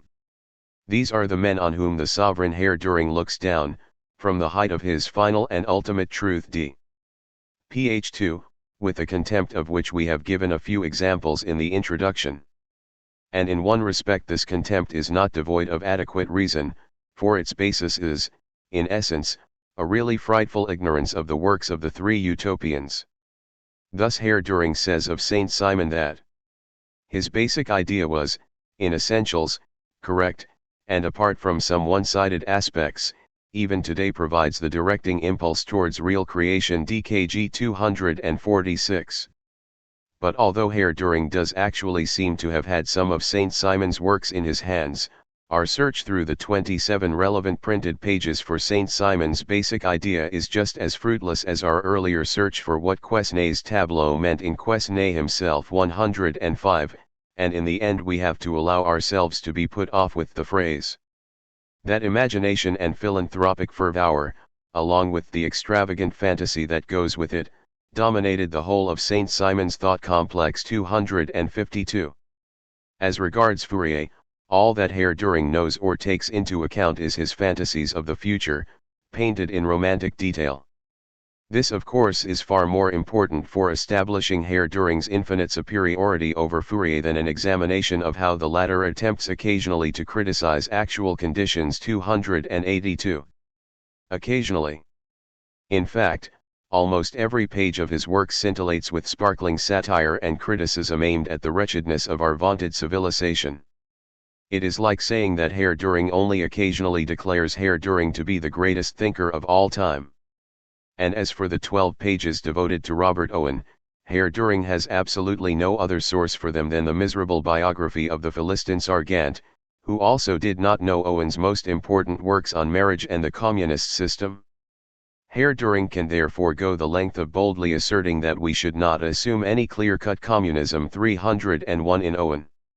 Had Herr Duhring ever even fingered Owen's book of the New Moral World, he would most assuredly have found clearly expressed in it not only the most clear-cut communism possible, with equal obligation to labor and equal rights in the product equal according to age, as Owen always adds, but also the most comprehensive building project of the future communist community, with its ground plan, front and side and bird's-eye views. But if one limits one's first-hand study of the writings of the representatives of socialist idea complexes 13 to a knowledge of the title and at most the motto 294 of a small number of these works, like Herr Duhring, the only thing left to do is make such a stupid and purely fantastic assertion. Owen did not only preach clear-cut communism 301, for 5 years, at the end of the 30s and beginning of the 40s, he put it into practice in the Harmony Hall Colony 113 in Hampshire, the clear-cut quality of whose communism left nothing to be desired. I myself was acquainted with several former members of this communist model experiment. But Sargant knew absolutely nothing of all this, or of any of Owen's activities between 1836 and 1850, and consequently Herr Duhring's more profound historical work 13 is also left in pitch-black ignorance. Herr Duhring calls Owen in every respect a veritable monster of importunate philanthropy 261. But when this same Herr Duhring starts to give us information about the contents of books whose title and motto he hardly knows, we must not on any account say that he is in every respect a veritable monster of importunate ignorance, for on our lips this would certainly be abuse. The utopians, we saw, were utopians because they could be nothing else at a time when capitalist production was as yet so little developed. They necessarily had to construct the elements of a new society out of their own heads, because within the old society the elements of the new were not as yet generally apparent.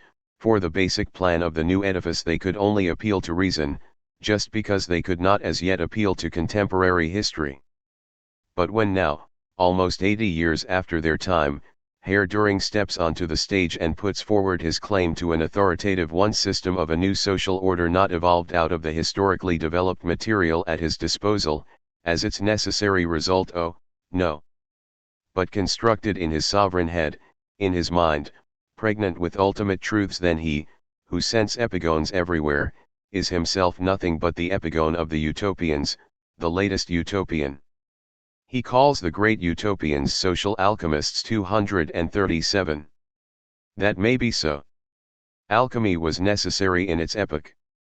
But since that time modern industry has developed the contradictions lying dormant in the capitalist mode of production into such crying antagonisms that the approaching collapse of this mode of production is, so to speak, palpable, that the new productive forces themselves can only be maintained and further developed by the introduction of a new mode of production corresponding to their present stage of development, that the struggle between the two classes engendered by the hitherto existing mode of production and constantly reproduced in ever sharper antagonism has affected all civilized countries and is daily becoming more violent, and that these historical interconnections, the conditions of the social transformation which they make necessary, and the basic features of this transformation likewise determined by them, have also already been apprehended. And if Herr Duhring now manufactures a new utopian social order out of his sovereign brain instead of from the economic material available, he is not practicing mere social alchemy. He is acting rather like a person who, after the discovery and establishment of the laws of modern chemistry, attempts to restore the old alchemy and to use atomic weights, molecular formulas, the quantivalence of atoms, crystallography, and spectral analysis for the sole purpose of discovering the philosopher's stone. 2. Theoretical. The materialist conception of history starts from the proposition that the production and, next to production, the exchange of things produced, is the basis of all social structure, that in every society that has appeared in history, the manner in which wealth is distributed and society divided into classes or estates is dependent upon what is produced, how it is produced, and how the products are exchanged. From this point of view, the final causes of all social changes and political revolutions are to be sought, not in men's brains, not in man's better insight into eternal truth and justice, but in changes in the modes of production and exchange. They are to be sought, not in the philosophy, but in the economics of each particular epoch. The growing perception that existing social institutions are unreasonable and unjust, that reason has become unreason, and right wrong, is only proof that in the modes of production and exchange changes have silently taken place with which the social order, adapted to earlier economic conditions, is no longer in keeping. From this it also follows that the means of getting rid of the incongruities that have been brought to light must also be present, in a more or less developed condition, within the changed modes of production themselves. These means are not to be invented, spun out of the head, but discovered with the aid of the head in the existing material facts of production. What is, then, the position of modern socialism in this connection? The present structure of society, this is now pretty generally conceded, is the creation of the ruling class of today, of the bourgeoisie. The mode of production peculiar to the bourgeoisie, known, since Marx, as the capitalist mode of production, was incompatible with the local privileges and the privileges of estate as well as with the reciprocal personal ties of the feudal system. The bourgeoisie broke up the feudal system and built upon its ruins the capitalist order of society, the kingdom of free competition, of personal liberty, of the equality, before the law, of all commodity owners, of all the rest of the capitalist blessings. Thenceforward the capitalist mode of production could develop in freedom. Since steam, machinery, and the making of machines by machinery transformed the older manufacture into modern industry, the productive forces evolved under the guidance of the bourgeoisie developed with a rapidity and in a degree unheard of before. But just as the older manufacture, in its time, and handicraft, becoming more developed under its influence, had come into collision with the feudal trammels of the guilds, so now modern industry, in its more complete development, comes into collision with the bounds within which the capitalistic mode of production holds it confined. The new productive forces have already outgrown the capitalistic mode of using them. And this conflict between productive forces and modes of production is not a conflict engendered in the mind of man, like that between original sin and divine justice.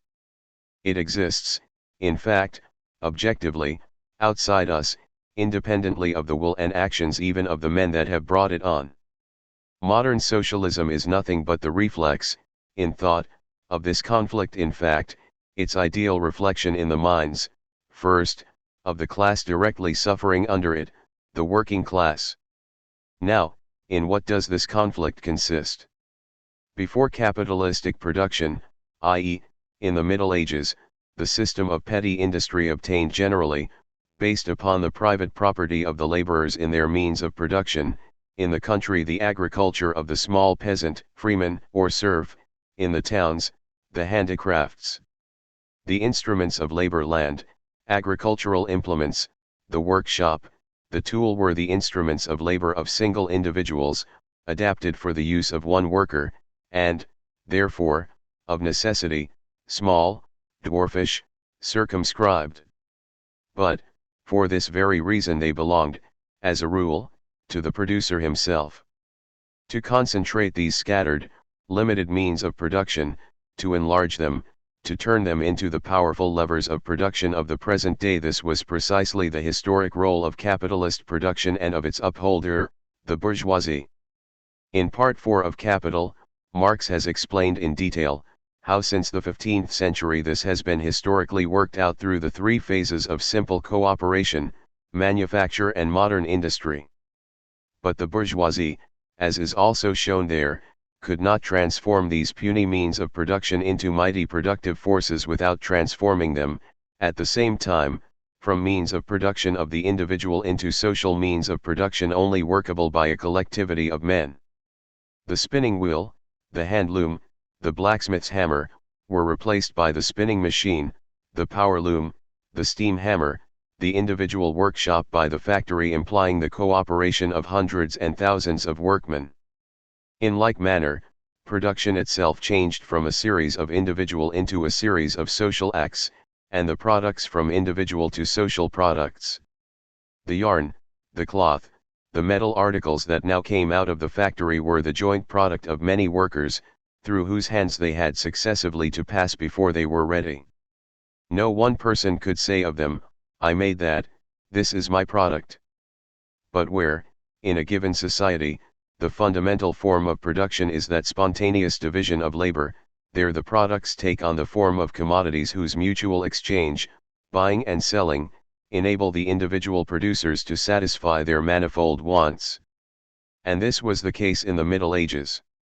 The peasant, example, sold to the artisan agricultural products and bought from him the products of handicraft. Into this society of individual producers, of commodity producers, the new mode of production thrust itself. In the midst of the old division of labor, grown up spontaneously and upon no definite plan, which had governed the whole of society, now arose division of labor upon a definite plan, as organized in the factory. Side by side with individual production appeared social production. The products of both were sold in the same market, and, therefore, at prices at least approximately equal. But organization upon a definite plan was stronger than spontaneous division of labor. The factories, working with the combined social forces of a collectivity of individuals, produced their commodities far more cheaply than the individual small producers. Individual production succumbed in one department after another. Socialized production revolutionized all the old methods of production. But its revolutionary character was, at the same time, so little recognized that it was, on the contrary, introduced as a means of increasing and developing the production of commodities. When it arose, it found ready-made, and made liberal use of, certain machinery for the production and exchange of commodities, merchants' capital, handicraft, wage labor. Socialized production thus introducing itself as a new form of the production of commodities, it was a matter of course that under it the old forms of appropriation remained in full swing, and were applied to its products as well. In the medieval stage of evolution of the production of commodities, the question as to the owner of the product of labor could not arise. The individual producer, as a rule, had, from raw material belonging to himself, and generally his own handiwork, produced it with his own tools, by the labor of his own hands or of his family.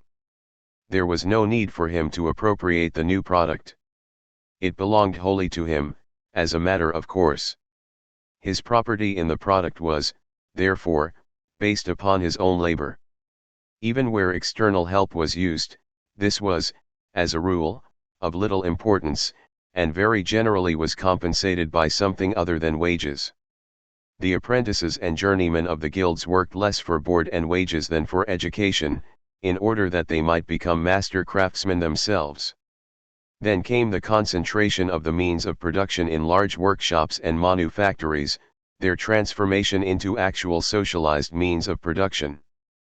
But the socialized means of production and their products were still treated, after this change, just as they had been before, i.e., as the means of production and the products of individuals. Hitherto, the owner of the instruments of labor had himself appropriated the product, because, as a rule, it was his own product and the assistance of others was the exception. Now the owner of the instruments of labor always appropriated to himself the product, although it was no longer his product but exclusively the product of the labor of others. Thus, the products now produced socially were not appropriated by those who had actually set in motion the means of production and actually produced the commodities, but by the capitalists. The means of production, and production itself had become in essence socialized. But they were subjected to a form of appropriation which presupposes the private production of individuals, under which, therefore, everyone owns his own product and brings it to market. The mode of production is subjected to this form of appropriation, although it abolishes the conditions upon which the latter rests. *8 This contradiction, which gives to the new mode of production its capitalistic character, contains the germ of the whole of the social antagonisms of today. The greater the mastery obtained by the new mode of production over all decisive fields of production and in all economically decisive countries, the more it reduced individual production to an insignificant residuum, the more clearly was brought out the incompatibility of socialized production with capitalistic appropriation. The first capitalists found, as we have said, wage labor ready-made for them.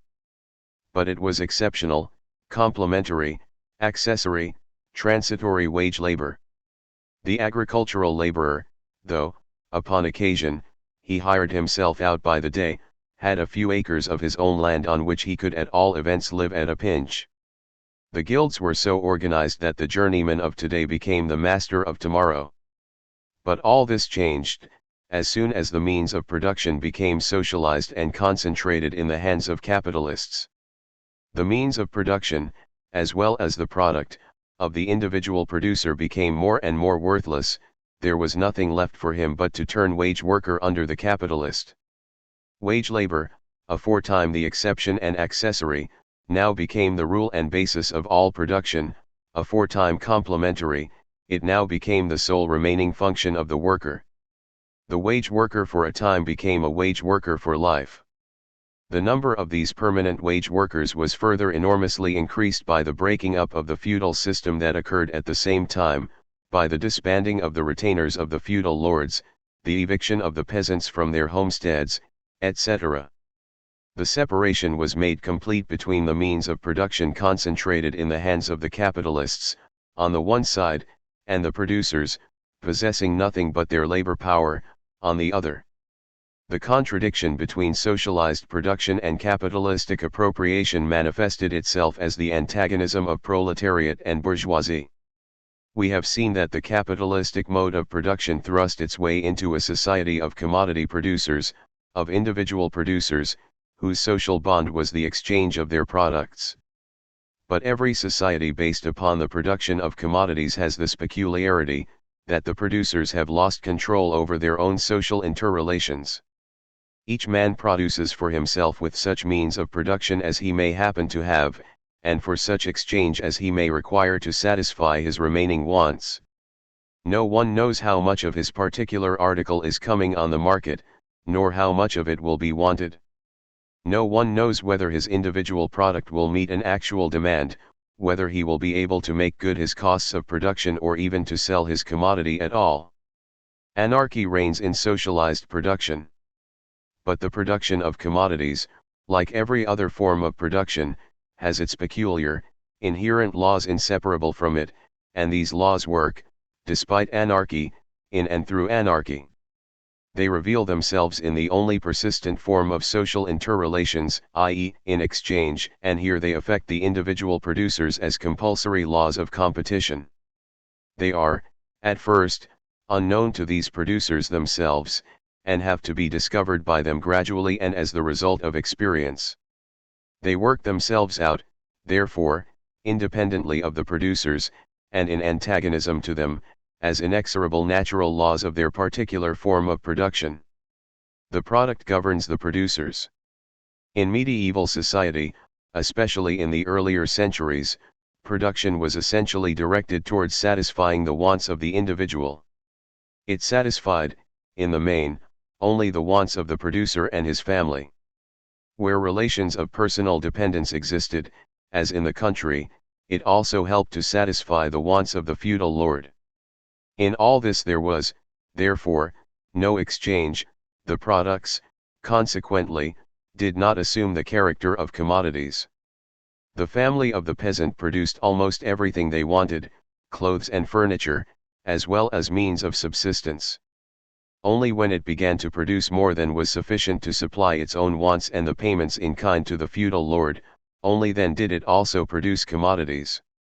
This surplus, thrown into socialized exchange and offered for sale, became commodities. The artisans of the towns, it is true, had from the first to produce for exchange. But they, also, themselves supplied the greatest part of their own individual wants. They had gardens and plots of land. They turned their cattle out into the communal forest, which also, yielded them timber and firing. The women spun flax, wool, and so forth. Production for the purpose of exchange, production of commodities, was only in its infancy. Hence, exchange was restricted, the market narrow, the methods of production stable, there was local exclusiveness without, local unity within, the mark 114 in the country, in the town, the guild. But with the extension of the production of commodities, and especially with the introduction of the capitalist mode of production, the laws of commodity production, hitherto latent, came into action more openly and with greater force.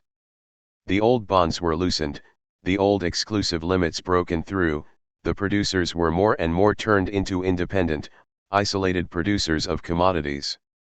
The anarchy of social production became apparent and grew to greater and greater height. But the chief means by aid of which the capitalist mode of production intensified this anarchy of socialized production was the exact opposite of anarchy. It was the increasing organization of production, upon a social basis, in every individual productive establishment.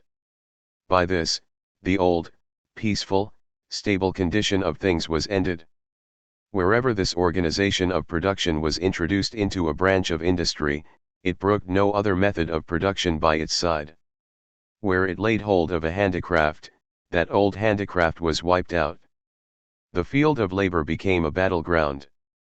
The great geographical discoveries, and the colonization following upon them, multiplied markets and quickened the transformation of handicraft into manufacture. The war did not simply break out between the individual producers of particular localities. The local struggles begot in their turn national conflicts, the commercial wars of the 17th and the 18th centuries. 115 Finally, modern industry and the opening of the world market made the struggle universal, and at the same time gave it an unheard of virulence. Advantages in natural or artificial conditions of production now decide the existence or non-existence of individual capitalists, as well as of whole industries and countries. He that falls is remorselessly cast aside. It is the Darwinian struggle of the individual for existence transferred from nature to society with intensified violence. The conditions of existence natural to the animal appear as the final term of human development.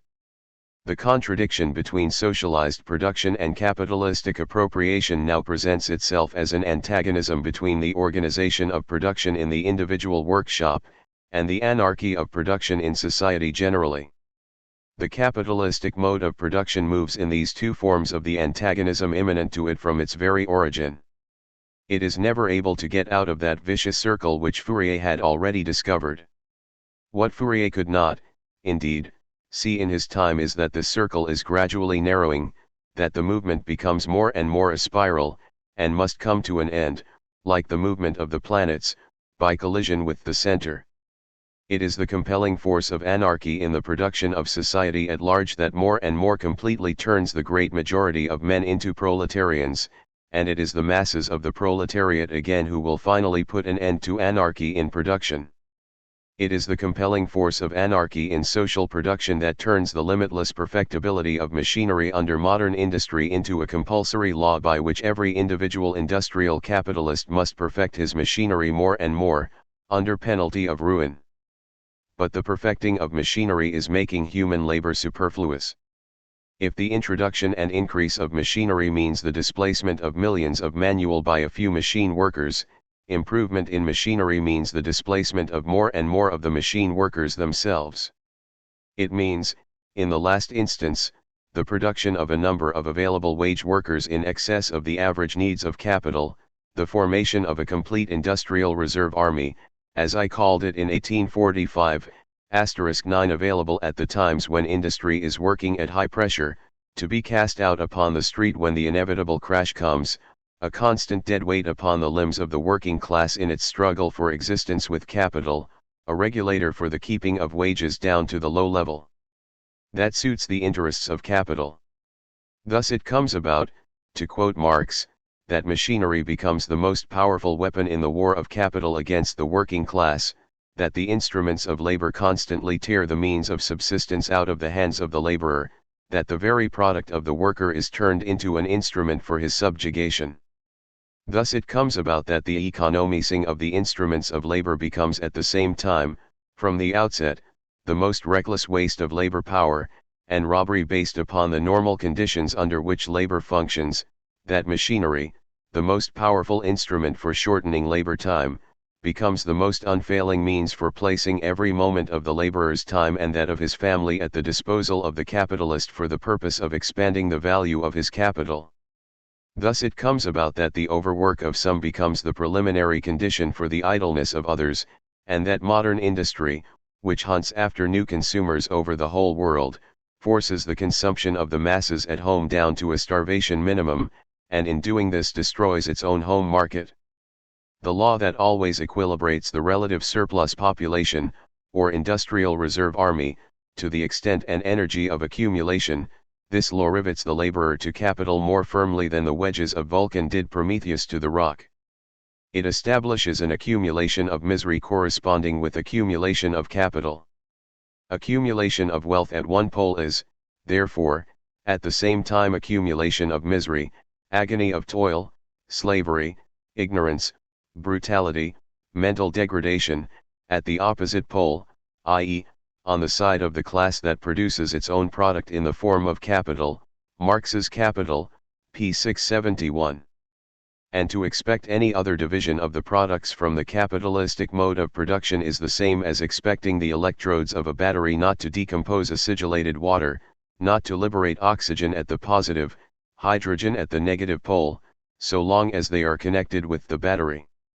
We have seen that the ever-increasing perfectibility of modern machinery is, by the anarchy of social production, turned into a compulsory law that forces the individual industrial capitalist always to improve his machinery, always to increase its productive force.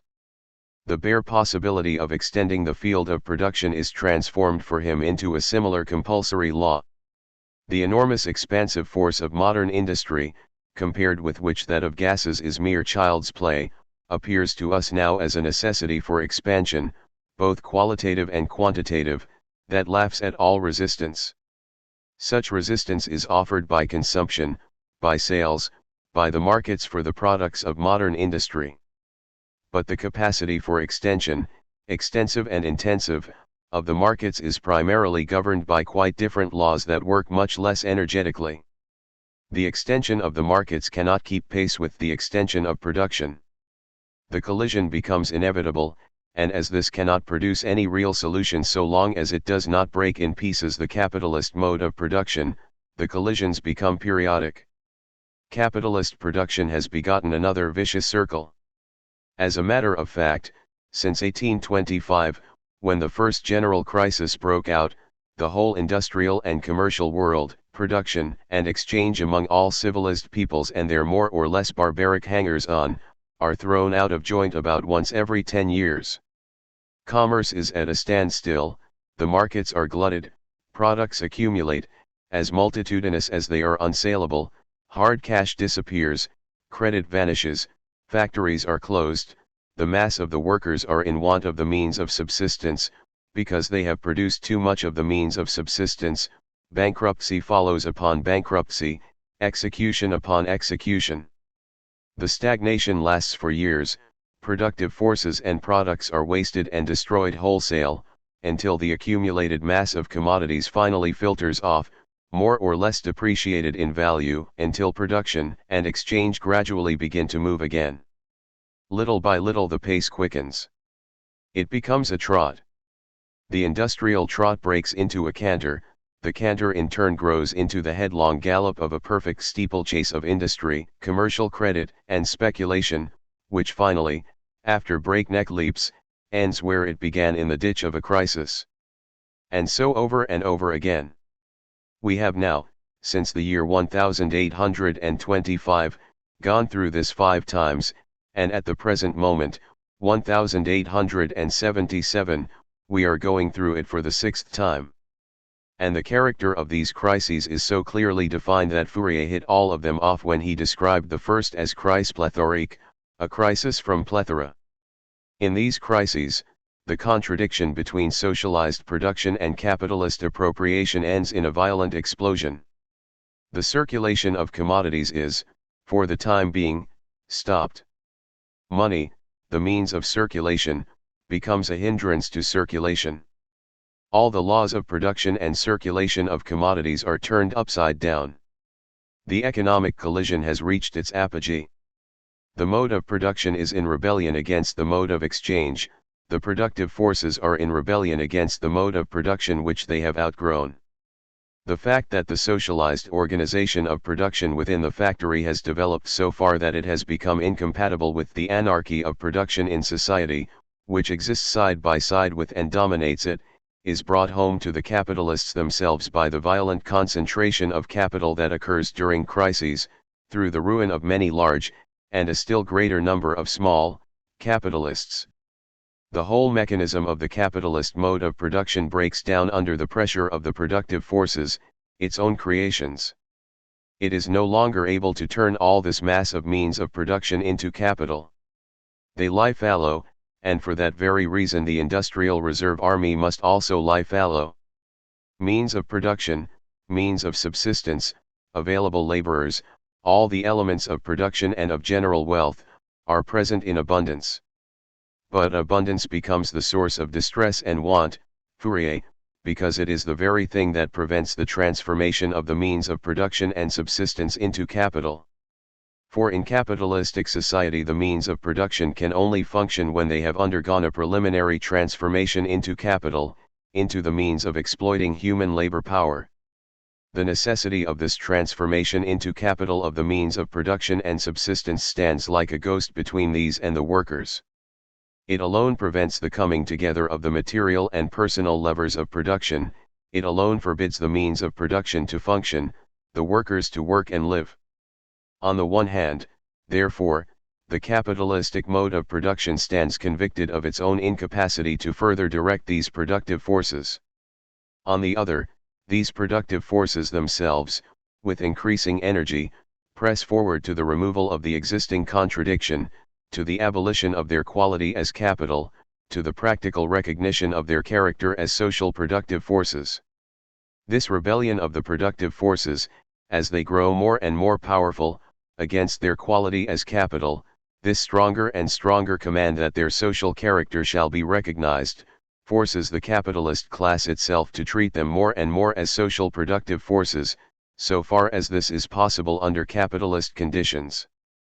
The period of industrial high pressure, with its unbounded inflation of credit, not less than the crash itself, by the collapse of great capitalist establishments, tends to bring about that form of the socialization of great masses of means of production which we meet with in the different kinds of joint stock companies.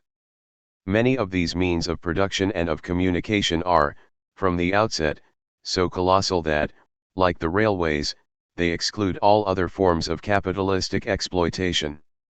At a further stage of evolution this form also becomes insufficient, the official representative of capitalist society the state will ultimately have to *10 undertake the direction of production. This necessity for conversion into state property is felt first in the great institutions for intercourse and communication, the post office, the telegraphs, the railways. If the crises demonstrate the incapacity of the bourgeoisie for managing any longer modern productive forces, The transformation of the great establishments for production and distribution into joint stock companies and state property shows how unnecessary the bourgeoisie are for that purpose. All the social functions of the capitalist are now performed by salaried employees. The capitalist has no further social function than that of pocketing dividends, tearing off coupons, and gambling on the stock exchange, where the different capitalists despoil one another of their capital. At first the capitalist mode of production forces out the workers. Now it forces out the capitalists, and reduces them, just as it reduced the workers, to the ranks of the surplus population, although not immediately into those of the industrial reserve army. But the transformation, either into joint stock companies, or into state ownership, does not do away with the capitalistic nature of the productive forces. In the joint stock companies this is obvious. And the modern state, again, is only the organization that bourgeois society takes on in order to support the general external conditions of the capitalist mode of production against the encroachments as well of the workers as of individual capitalists.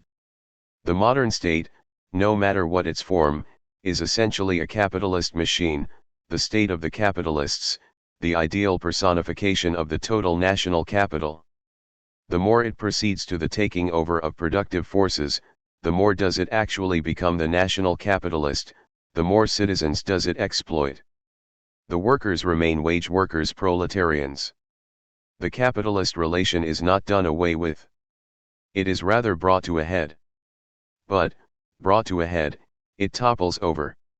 State ownership of the productive forces is not the solution of the conflict, but concealed within it are the technical conditions that form the elements of that solution. This solution can only consist in the practical recognition of the social nature of the modern forces of production, and therefore in the harmonizing of the modes of production, appropriation, and exchange with the socialized character of the means of production, and this can only come about by society openly and directly taking possession of the productive forces which have outgrown all control except that of society as a whole. The social character of the means of production and of the products today reacts against the producers, periodically disrupts all production and exchange, acts only like a law of nature working blindly, forcibly, destructively. But with the taking over by society of the productive forces, the social character of the means of production and of the products will be utilized by the producers with a perfect understanding of its nature, and instead of being a source of disturbance and periodical collapse, will become the most powerful lever of production itself. Active social forces work exactly like natural forces, blindly, forcibly, destructively, so long as we do not understand, and reckon with them. But when once we understand them, when once we grasp their action, their direction, their effects, it depends only upon ourselves to subject them more and more to our own will, and by means of them to reach our own ends. And this holds quite especially of the mighty productive forces of today. As long as we obstinately refuse to understand the nature and the character of these social means of action, and this understanding goes against the grain of the capitalist mode of production and its defenders, so long these forces are at work in spite of us, in opposition to us, so long they master us, as we have shown above in detail. But when once their nature is understood, they can, in the hands of the producers working together, be transformed from master demons into willing servants. The difference is as that between the destructive force of electricity in the lightning of the storm, and electricity under command in the telegraph and the voltaic arc, the difference between a conflagration, and fire working in the service of man. With this recognition, at last, of the real nature of the productive forces of today, the social anarchy of production gives place to a social regulation of production upon a definite plan, according to the needs of the community and of each individual. Then the capitalist mode of appropriation, in which the product enslaves first the producer and then the appropriator, is replaced by the mode of appropriation of the products that is based upon the nature of the modern means of production, upon the one hand, direct social appropriation, as means to the maintenance and extension of production; on the other, direct individual appropriation, as means of subsistence and of enjoyment. Whilst the capitalist mode of production more and more completely transforms the great majority of the population into proletarians, it creates the power which, under penalty of its own destruction, is forced to accomplish this revolution. Whilst it forces on more and more the transformation of the vast means of production, already socialized, into state property, it shows itself the way to accomplishing this revolution. The proletariat seizes political power and turns the means of production in the first instance into state property. But, in doing this, it abolishes itself as proletariat, abolishes all class distinctions and class antagonisms, abolishes also the state as state.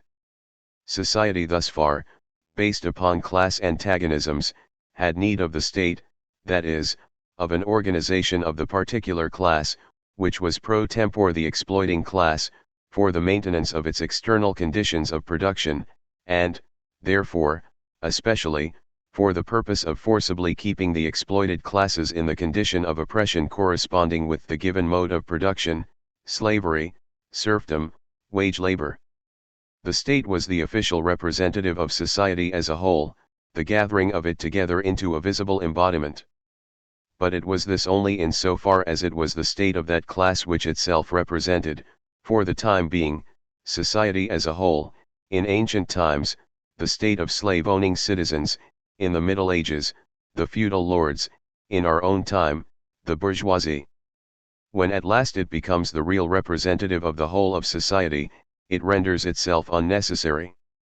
As soon as there is no longer any social class to be held in subjection, as soon as class rule, and the individual struggle for existence based upon our present anarchy in production, with the collisions and excesses arising from these, are removed, nothing more remains to be repressed, and a special repressive force, a state, is no longer necessary. The first act by virtue of which the state really constitutes itself the representative of the whole of society, the taking possession of the means of production in the name of society, this is, at the same time, its last independent act as a state. State interference in social relations becomes, in one domain after another, superfluous, and then dies out of itself. The government of persons is replaced by the administration of things, and by the conduct of processes of production. The state is not abolished. It dies out. This gives the measure of the value of the phrase "a free people's state," both as to its justifiable use at times by agitators, and as to its ultimate scientific insufficiency. 117, and also of the demands of the so-called anarchists for the abolition of the state out of hand. Since the historical appearance of the capitalist mode of production, the appropriation by society of all the means of production has often been dreamed of, more or less vaguely, by individuals, as well as by sects, as the ideal of the future. But it could become possible, could become a historical necessity, only when the actual conditions for its realization were there. Like every other social advance, it becomes practicable, not by men understanding that the existence of classes is in contradiction to justice, equality, etc., not by the mere willingness to abolish these classes, but by virtue of certain new economic conditions. The separation of society into an exploiting and an exploited class, a ruling and an oppressed class, was the necessary consequence of the deficient and restricted development of production in former times. So long as the total social labor only yields a produce which but slightly exceeds that barely necessary for the existence of all, so long, therefore, as labor engages all or almost all the time of the great majority of the members of society, so long, of necessity, this society is divided into classes.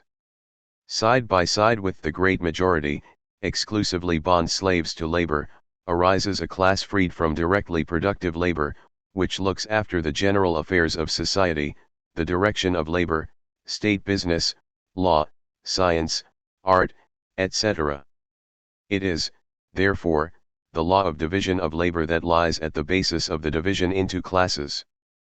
But this does not prevent this division into classes from being carried out by means of violence and robbery, trickery and fraud.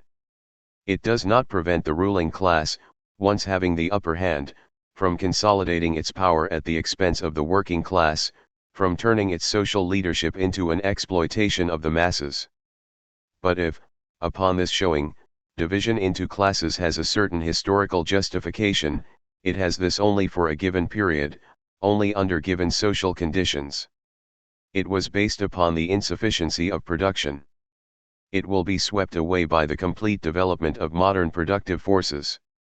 And, in fact, the abolition of classes in society presupposes a degree of historical evolution at which the existence, not simply of this or that particular ruling class, but of any ruling class at all, and, therefore, the existence of class distinction itself has become an obsolete anachronism. It presupposes, therefore, the development of production carried out to a degree at which appropriation of the means of production and of the products, and, with this, of political domination, of the monopoly of culture, and of intellectual leadership by a particular class of society, has become not only superfluous but economically, politically, intellectually a hindrance to development. This point is now reached.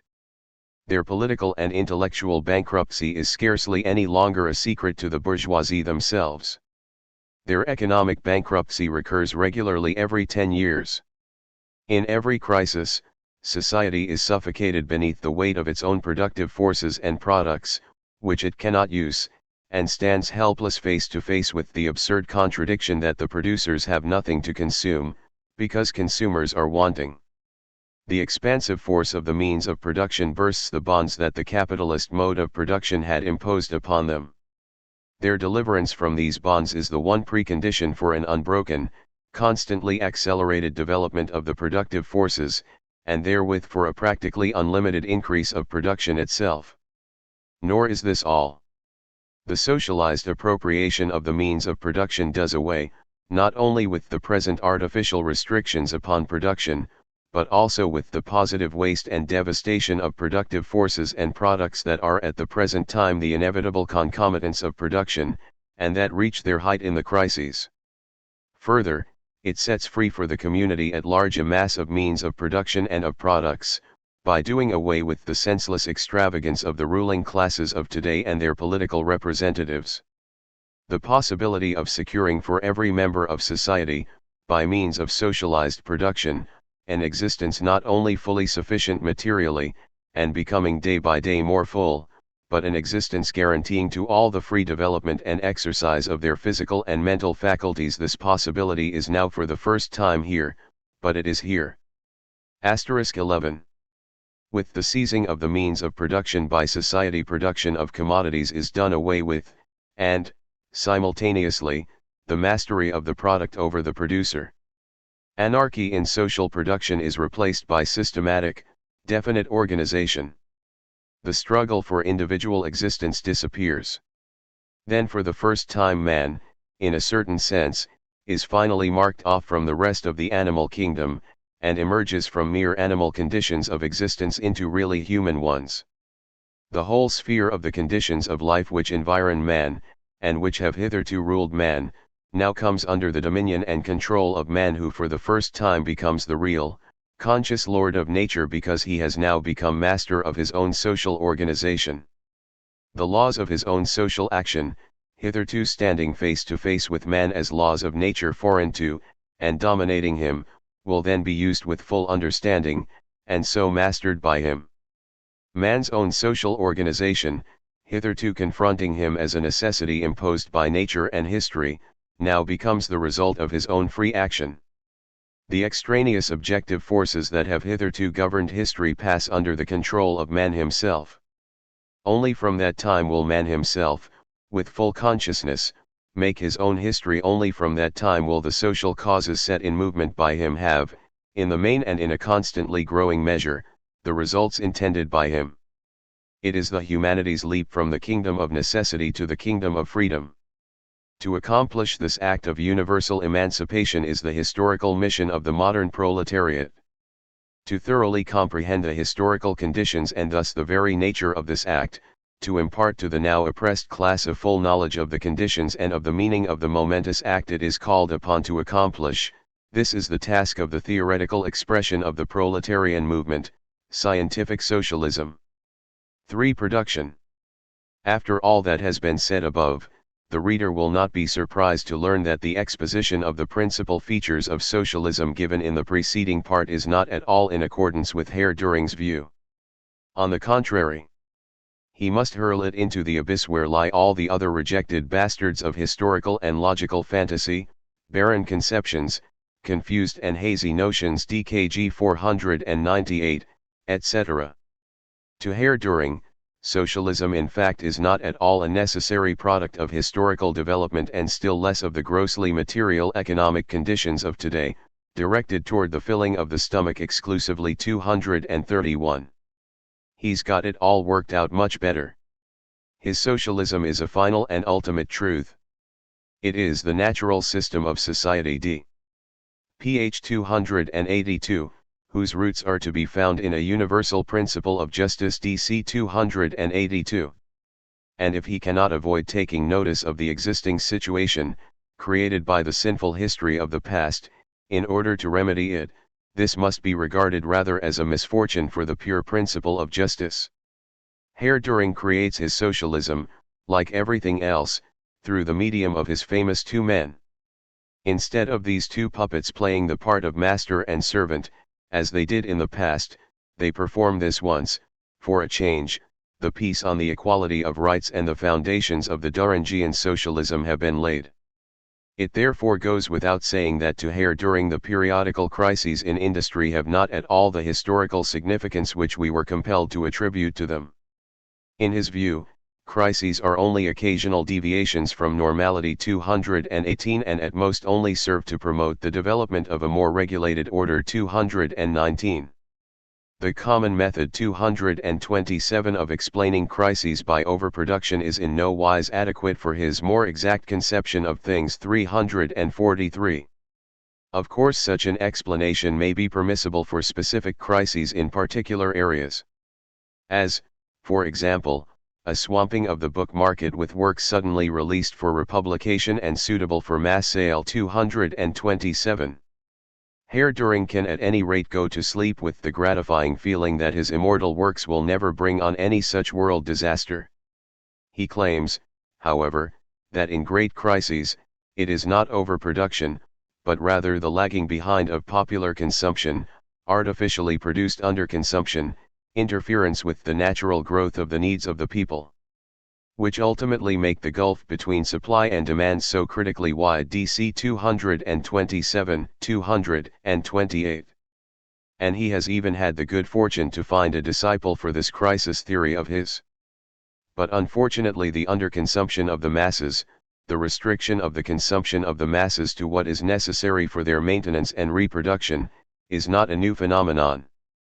It has existed as long as there have been exploiting and exploited classes. Even in those periods of history when the situation of the masses was particularly favorable, as for example in England in the 15th century, they underconsumed. They were very far from having their own annual total product at their disposal to be consumed by them. Therefore, while underconsumption has been a constant feature in history for thousands of years, the general shrinkage of the market which breaks out in crises as the result of a surplus of production is a phenomenon only of the last 50 years, and so Herr Duhring's whole superficial vulgar economics is necessary in order to explain the new collision not by the new phenomenon of overproduction but by the thousand-year-old phenomenon of underconsumption. It is like a mathematician attempting to explain the variation in the ratio between two quantities, one constant and one variable, not by the variation of the variable but by the fact that the constant quantity remains unchanged. The underconsumption of the masses is a necessary condition of all forms of society based on exploitation, consequently also of the capitalist form, but it is the capitalist form of production which first gives rise to crises. The underconsumption of the masses is therefore also a prerequisite condition of crises, and plays in them a role which has long been recognized. But it tells us just as little why crises exist today as why they did not exist before. Herr Duhring's notions of the world market are altogether curious. We have seen how, like a typical German man of letters, he seeks to explain real industrial specific crises by means of imaginary crises on the Leipzig book market, the storm on the ocean by the storm in a teacup. He also imagines that present-day capitalist production must depend for its market mainly on the circles of the possessing classes themselves. 221. Which does not prevent him, only 16 pages later, from presenting, in the generally accepted way, the iron and cotton industries as the modern industries of decisive importance 236, that is, precisely the two branches of production whose output is consumed only to an infinitesimally small degree within the circle of the possessing classes and is dependent more than any other on mass use. Wherever we turn in Herr Duhring's works there is nothing but empty and contradictory chatter. But let us take an example from the cotton industry. In the relatively small town of Oldham alone, it is one of a dozen towns round Manchester with 50 to 100,000 inhabitants engaged in the cotton industry. In this town alone, in the 4 years 1872 to 1875, the number of spindles spinning only number 32 yarn increased from 2.5 to 5 million, so that in one medium-sized English town there are as many spindles spinning one single count as the cotton industry of all Germany, including Alsace, possesses. And the expansion in the other branches and areas of the cotton industry in England and Scotland has taken place in approximately the same proportion. In view of these facts, it requires a strong dose of deep-rooted 555 to 56 effrontery to explain the present complete stagnation in the yarn and cloth markets by the underconsumption of the English masses and not by the overproduction carried on by the English cotton mill owners. * 12. But enough. One does not argue with people who are so ignorant of economics as to consider the Leipzig book market in the modern industrial sense. Let us therefore merely note that Herr Duhring has only one more piece of information for us on the subject of crises, that in crises we have nothing but the ordinary interplay of overstrain and relaxation. 228, that overspeculation is not only due to the planless multiplication of private enterprises, but that the rashness of individual entrepreneurs and the lack of private circumspection must also be reckoned among the causes which give rise to oversupply. 229. And what, again, is the cause which gives rise to the rashness and lack of private circumspection? Just precisely this very planlessness of capitalist production, which manifests itself in the planless multiplication of private enterprises. And to mistake the translation of an economic fact into moral reprobation as the discovery of a new cause is also a piece of extreme rashness. With this we can leave the question of crises. In the preceding section we showed that they were necessarily engendered by the capitalist mode of production, and explained their significance as crises of this mode of production itself, as means of compelling the social revolution, and it is not necessary to say another word in reply to Herr Duhring's superficialities on this subject. Let us pass on to his positive creations, the natural system of society d. ph 282. This system, built on a universal principle of justice DC 320 and therefore free from all consideration of troublesome material facts, consists of a federation of economic communes among which there is freedom of movement and obligatory acceptance of new members on the basis of fixed laws and administrative regulations. 323. The economic commune itself is above all a comprehensive schematism of great import in human history. 341, which is far superior to the erroneous half measures, for example, of a certain Marx. 342. It implies a community of persons linked together by their public right to dispose of a definite area of land and a group of productive establishments for use in common, jointly participating in the proceeds. 322. This public right is a right to the object, in the sense of a purely publicistic relation to nature and to the productive institutions. 342. We leave it to the future jurists of the economic commune to cudgel their brains as to what this means. We give it up. The only thing we gather is that it is not at all the same as the corporative ownership of workers' associations. 342, which would not exclude mutual competition and even the exploitation of wage labor. In this connection he drops the remark that the conception of a collective ownership, such as is found also in Marx, is to say the least unclear and open to question, as this conception of the future always gives the impression that it means nothing more than corporative ownership by groups of workers. 295. This is one more instance of Herr Duhring's usual vile habits of passing off a thing for what it is not, for whose vulgar nature, to use his own words only, the vulgar word snotty would be quite appropriate. DKG 506, it is just as baseless a lie as Herr Duhring's other invention that by collective ownership Marx means an ownership which is at once both individual and social. 503, 505. In any case, this much seems clear: the publicistic right of an economic commune in its means of labor, is an exclusive right of property, at least as against every other economic commune and also as against society and the state. But this right is not to entitle the commune to cut itself off from the outside world, for among the various economic communes there is freedom of movement and obligatory acceptance of new members on the basis of fixed laws and administrative regulations, like belonging to a political organization at the present time, or participation in the economic affairs of the commune. DC 322-23. There will therefore be rich and poor economic communes, and the leveling out takes place through the population crowding into the rich communes and leaving the poor ones. So that although Herr Duhring wants to eliminate competition in products between the individual communes by means of national organization of trade, he calmly allows competition among the producers to continue. Things are removed from the sphere of competition, but men remain subject to it. But we are still very far from clear on the question of publicistic right. 322. 2 pages further on, Herr Duhring explains to us: the trade commune will at first cover the politico-social area whose inhabitants form a single legal entity and in this character have at their disposal the whole of the land, the dwellings, and productive institutions. 325. So after all, it is not the individual commune at whose disposal these things are, but the whole nation.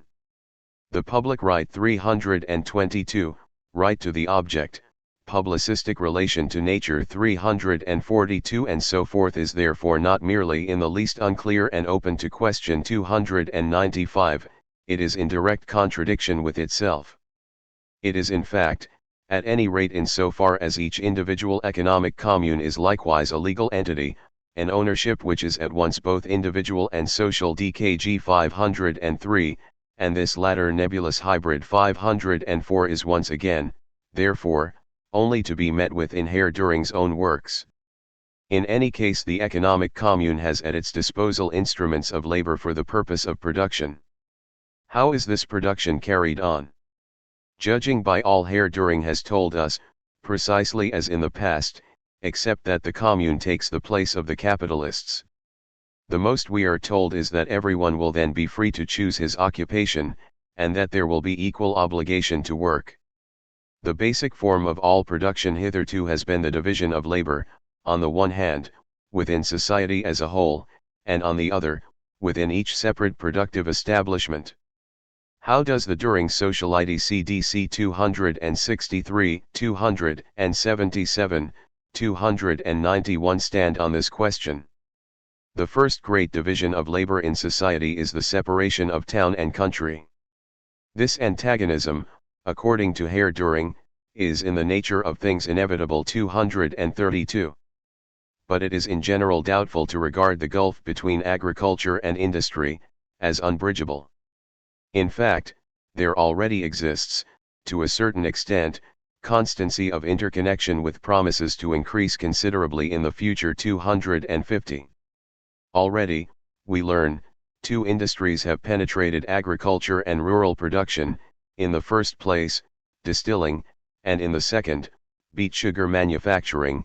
The production of spirits is already of such importance that it is more likely to be underestimated than overestimated. 250-51.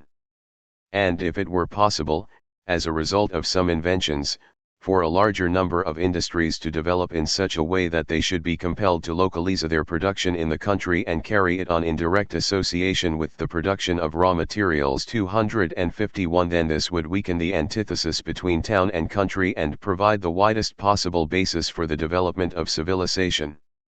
Moreover, a somewhat similar result might also be attained in another way. Apart from technical requirements, social needs are coming more and more to the forefront, and if the latter become the dominant consideration in the grouping of human activities, it will no longer be possible to overlook those advantages which ensue from a close and systematic connection between the occupations of the countryside and the technical operations of working up raw materials. 252. Now in the economic commune it is precisely social needs which are coming to the forefront, and so will it really hasten to take advantage, to the fullest possible extent, of the above-mentioned union of agriculture and industry. Will Herr Duhring not fail to tell us, at his accustomed length, his more exact conceptions 343 on the attitude of the economic commune to this question? The reader who expected him not to would be cruelly disillusioned. The above-mentioned meager, stale commonplaces, once again not passing beyond the schnapps distilling and beet sugar making sphere of the jurisdiction of Prussian law, are all that Herr Duhring has to say on the antithesis between town and country in the present and in the future. Let us pass on to the division of labor in detail. Here Herr Duhring is a little more exact. He speaks of a person who has to devote himself exclusively to one form of occupation. DC 257. If the point at issue is the introduction of a new branch of production, the problem simply hinges on whether a certain number of entities, who are to devote themselves to the production of one single article, can somehow be provided with the consumption they require. 278. In the socialitarian system no branch of production would require many people, and there, too, there would be economic species of men distinguished by their way of life. 329. Accordingly, within the sphere of production everything remains much the same as before. In society up to now, however, an erroneous division of labor 327 has obtained, but as to what this is, and by what it is to be replaced in the economic commune, we are only told. With regard to the division of labor itself, we have already said above that this question can be considered settled as soon as account is taken of the various natural conditions and personal capabilities. 259. In addition to capabilities, personal likings are taken into account. The pleasure felt in rising to types of activity which involve additional capabilities and training would depend exclusively on the inclination felt for the occupation in question and on the joy produced in the exercise of precisely this and no other thing. Ph 283, exercise of a thing. And this will stimulate competition within the socialitarian system, so that production itself will become interesting, and the dull pursuit of it, which sees in it nothing but a means of earning, will no longer put its heavy imprint on conditions. DC 265. In every society in which production has developed spontaneously, and our present society is of this type, the situation is not that the producers control the means of production, but that the means of production control the producers. In such a society each new lever of production is necessarily transformed into a new means for the subjection of the producers to the means of production. This is most of all true of that lever of production which, prior to the introduction of modern industry, was by far the most powerful, the division of labor. The first great division of labor, the separation of town and country, condemned the rural population to thousands of years of mental torpidity, and the people of the towns each to subjection to his own individual trade. It destroyed the basis of the intellectual development of the former and the physical development of the latter. When the peasant appropriates his land, and the townsman his trade, the land appropriates the peasant and the trade the townsman to the very same extent. In the division of labor, man is also divided. All other physical and mental faculties are sacrificed to the development of one single activity.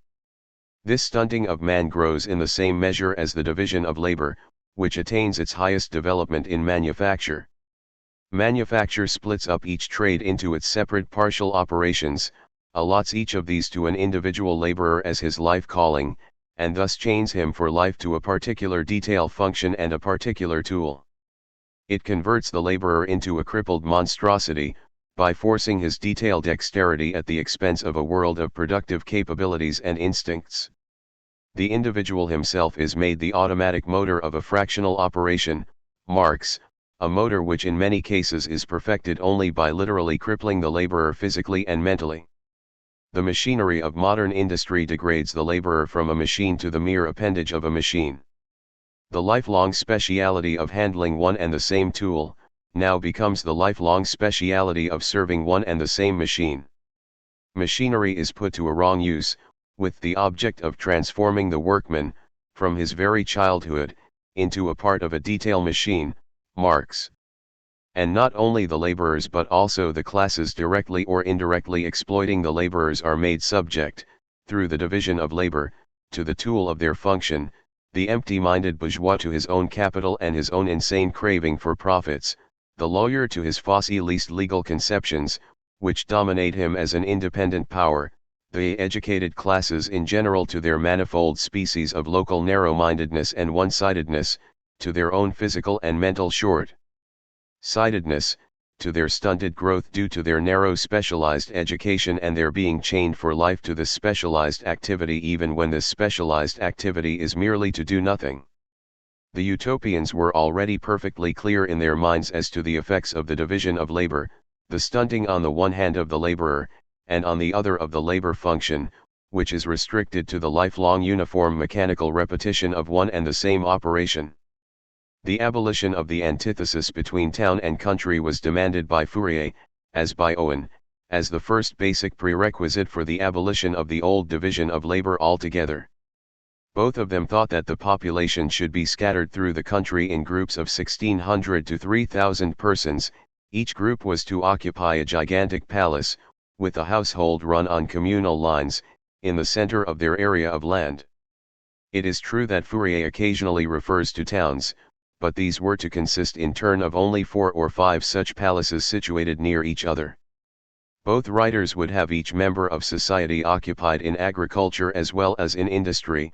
With Fourier, industry covers chiefly handicrafts and manufacture, while Owen assigns the main role to modern industry and already demands the introduction of steam power and machinery in domestic work. But within agriculture as well as industry both of them also demand the greatest possible variety of occupation for each individual, and in accordance with this, the training of the youth for the utmost possible all-round technical functions.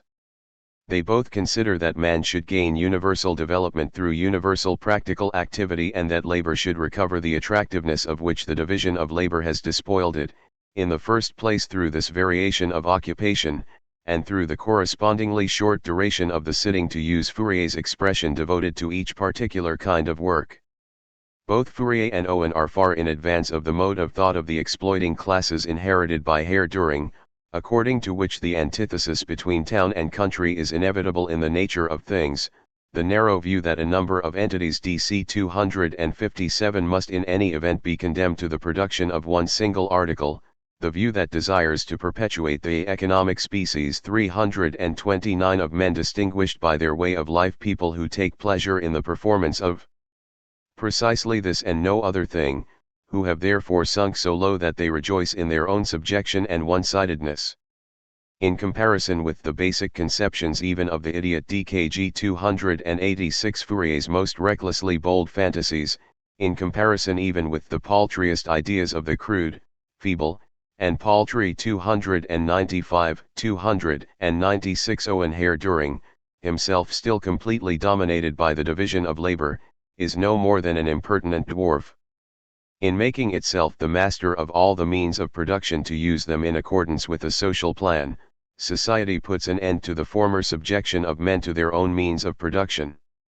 It goes without saying that society cannot free itself unless every individual is freed. The old mode of production must therefore be revolutionized from top to bottom, and in particular the former division of labor must disappear.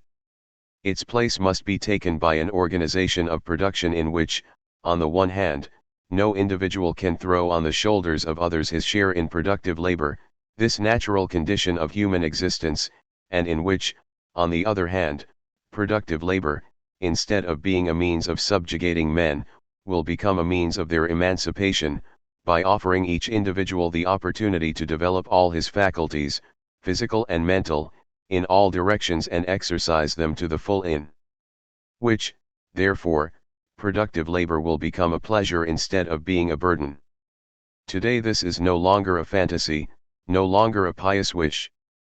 With the present development of the productive forces, the increase in production that will follow from the very fact of the socialization of the productive forces, coupled with the abolition of the barriers and disturbances, and of the waste of products and means of production, resulting from the capitalist mode of production, will suffice, with everybody doing his share of work, to reduce the time required for labor to a point which, measured by our present conceptions, will be small indeed.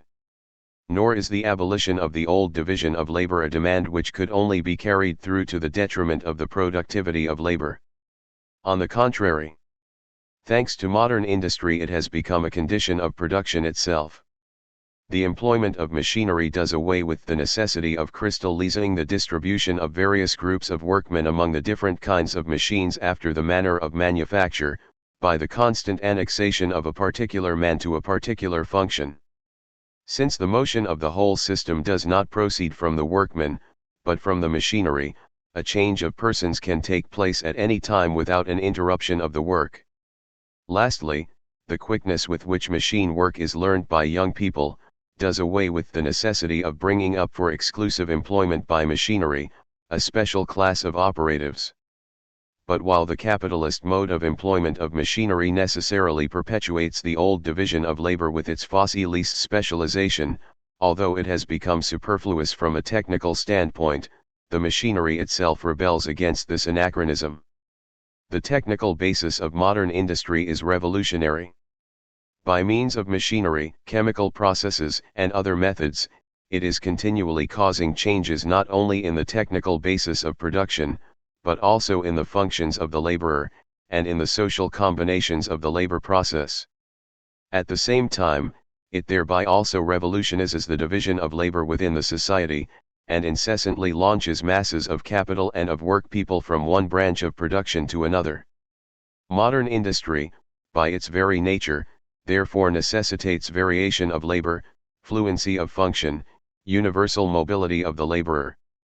We have seen how this absolute contradiction vents its rage in the incessant human sacrifices from among the working class, in the most reckless squandering of labor power, and in the devastation caused by social anarchy. This is the negative side.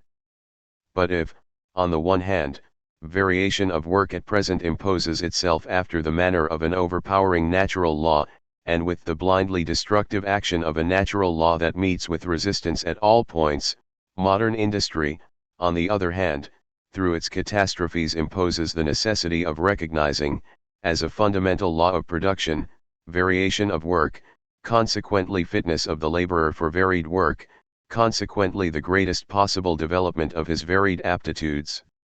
It becomes a question of life and death for society to adapt the mode of production to the normal functioning of this law. Modern industry makes it a question of life and death to replace the monstrosity of a destitute working population kept in reserve at the disposal of capital for the changing needs of exploitation with the absolute availability of man for the changing requirements of labor, to replace what is virtually a mere fragment of the individual, the mere carrier of a social detail function, with the fully developed individual, to whom the different social functions are so many alternating modes of activity. Marx, Capital. Modern industry, which has taught us to convert the movement of molecules, something more or less universally feasible, into the movement of masses for technical purposes, has thereby to a considerable extent freed production from restrictions of locality. Water power was local, steam power is free. While water power is necessarily rural, steam power is by no means necessarily urban. It is capitalist utilization which concentrates it mainly in the towns and changes factory villages into factory towns. But in so doing it at the same time undermines the conditions under which it operates. The first requirement of the steam engine, and a main requirement of almost all branches of production in modern industry, is relatively pure water. But the factory town transforms all water into stinking manure. However much therefore urban concentration is a basic condition of capitalist production, each individual industrial capitalist is constantly striving to get away from the large towns necessarily created by this production, and to transfer his plant to the countryside. This process can be studied in detail in the textile industry districts of Lancashire and Yorkshire, modern capitalist industry is constantly bringing new large towns into being there by constant flight from the towns into the country. The situation is similar in the metal-working districts where, in part, other causes produce the same effects. Once more, only the abolition of the capitalist character of modern industry can bring us out of this new vicious circle, can resolve this contradiction in modern industry, which is constantly reproducing itself. Only a society which makes it possible for its productive forces to dovetail harmoniously into each other on the basis of one single vast plan can allow industry to be distributed over the whole country in the way best adapted to its own development, and to the maintenance and development of the other elements of production. Accordingly, abolition of the antithesis between town and country is not merely possible. It has become a direct necessity of industrial production itself, just as it has become a necessity of agricultural production and, besides, of public health.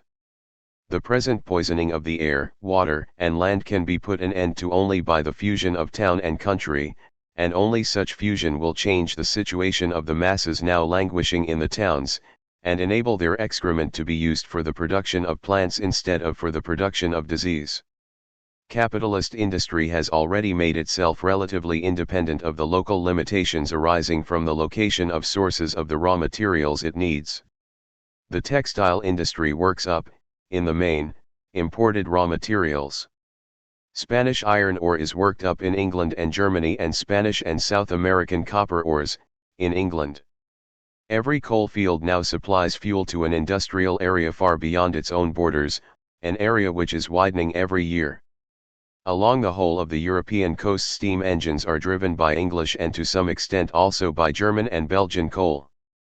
Society liberated from the restrictions of capitalist production can go much further still. By generating a race of producers with an all-round development who understand the scientific basis of industrial production as a whole, and each of whom has had practical experience in a whole series of branches of production from start to finish, this society will bring into being a new productive force which will abundantly compensate for the labor required to transport raw materials and fuel from great distances. The abolition of the separation of town and country is therefore not utopian, also, in so far as it is conditioned on the most equal distribution possible of modern industry over the whole country. It is true that in the huge towns civilization has bequeathed us a heritage which it will take much time and trouble to get rid of. But it must and will be got rid of, however protracted a process it may be. Whatever destiny may be in store for the German Empire of the Prussian nation, 119 Bismarck can go to his grave proudly aware that the desire of his heart is sure to be fulfilled, the great towns will perish. 120.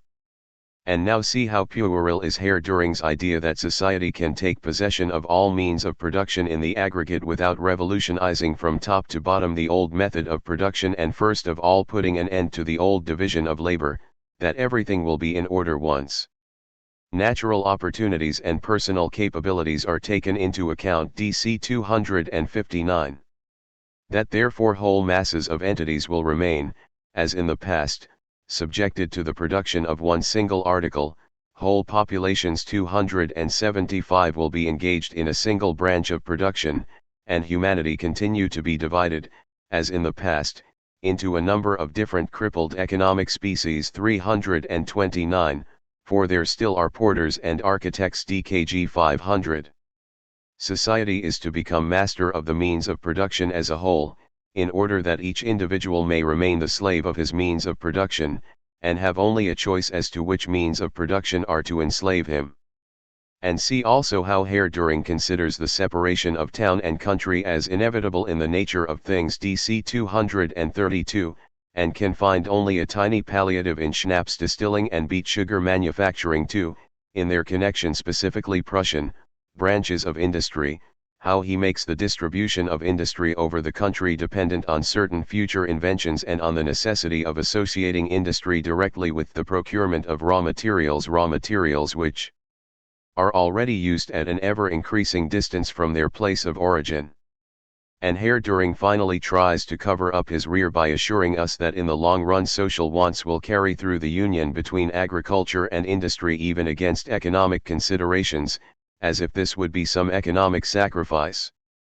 Certainly, to be able to see that the revolutionary elements which will do away with the old division of labor, along with the separation of town and country, and will revolutionize the whole of production, see that these elements are already contained in embryo in the production conditions of modern large-scale industry, and that their development is hindered by the existing capitalist mode of production. To be able to see these things, it is necessary to have a somewhat wider horizon than the sphere of jurisdiction of Prussian law, than the country where production of schnapps and beet sugar are the key industries, and where commercial crises can be studied on the book market. To be able to see these things, it is necessary to have some knowledge of real large-scale industry in its historical growth and in its present actual form, especially in the one country where it has its home and where alone it has attained its classical development. Then no one will think of attempting to vulgarize modern scientific socialism and to degrade it into Herr Duhring's specifically Prussian socialism. For distribution. We have already seen that Duhringian economics comes down to the following proposition: the capitalist mode of production is quite good, and can remain in existence, but the capitalist mode of distribution is of evil, and must disappear. We now find that Herr Duhring's socialitarian system is nothing more than the carrying through of this principle in fantasy. In fact, it turned out that Herr Duhring has practically nothing to take exception to in the mode of production as such of capitalist society, that he wants to retain the old division of labor in all its essentials, and that he consequently has hardly a word to say in regard to production within his economic commune. Production is indeed a sphere in which robust facts are dealt with, and in which consequently rational fantasy d. Ph 46 should give but little scope to the soaring of its free soul, because the danger of making a disgraceful blunder is too great. It is quite otherwise with distribution, which in Herr Duhring's view has no connection whatever with production and is determined not by production but by a pure act of the will. Distribution is the predestined field of his social alchemizing DKG 237. To the equal obligation to produce corresponds the equal right to consume, exercised in an organized manner in the economic commune and in the trading commune, embracing a large number of economic communes. Labor is here exchanged for other labor on the basis of equal valuation. Service and counter-service represent here real equality between quantities of labor. DC 256. And this equalization of human energies applies whether the individuals have in fact done more or less, or perhaps even nothing at all. Ph 281, for all performances, in so far as they involve time and energy, can be regarded as labor done. Therefore even playing bowls or going for a walk. CDC 266. This exchange, however, does not take place between individuals, as the community is the owner of all means of production and consequently also of all products. On the one hand it takes place between each economic commune and its individual members, and on the other between the various economic and trading communes themselves. The individual economic communes in particular will replace retail trade within their own areas by completely planned sales. 326. Wholesale trade will be organized on the same lines. The system of the free economic society, consequently, remains a vast exchange institution, whose operations are carried out on the basis provided by the precious metals. It is insight into the inevitable necessity of this fundamental quality which distinguishes our scheme from all those foggy notions which cling even to the most rational forms of current socialist ideas. 324.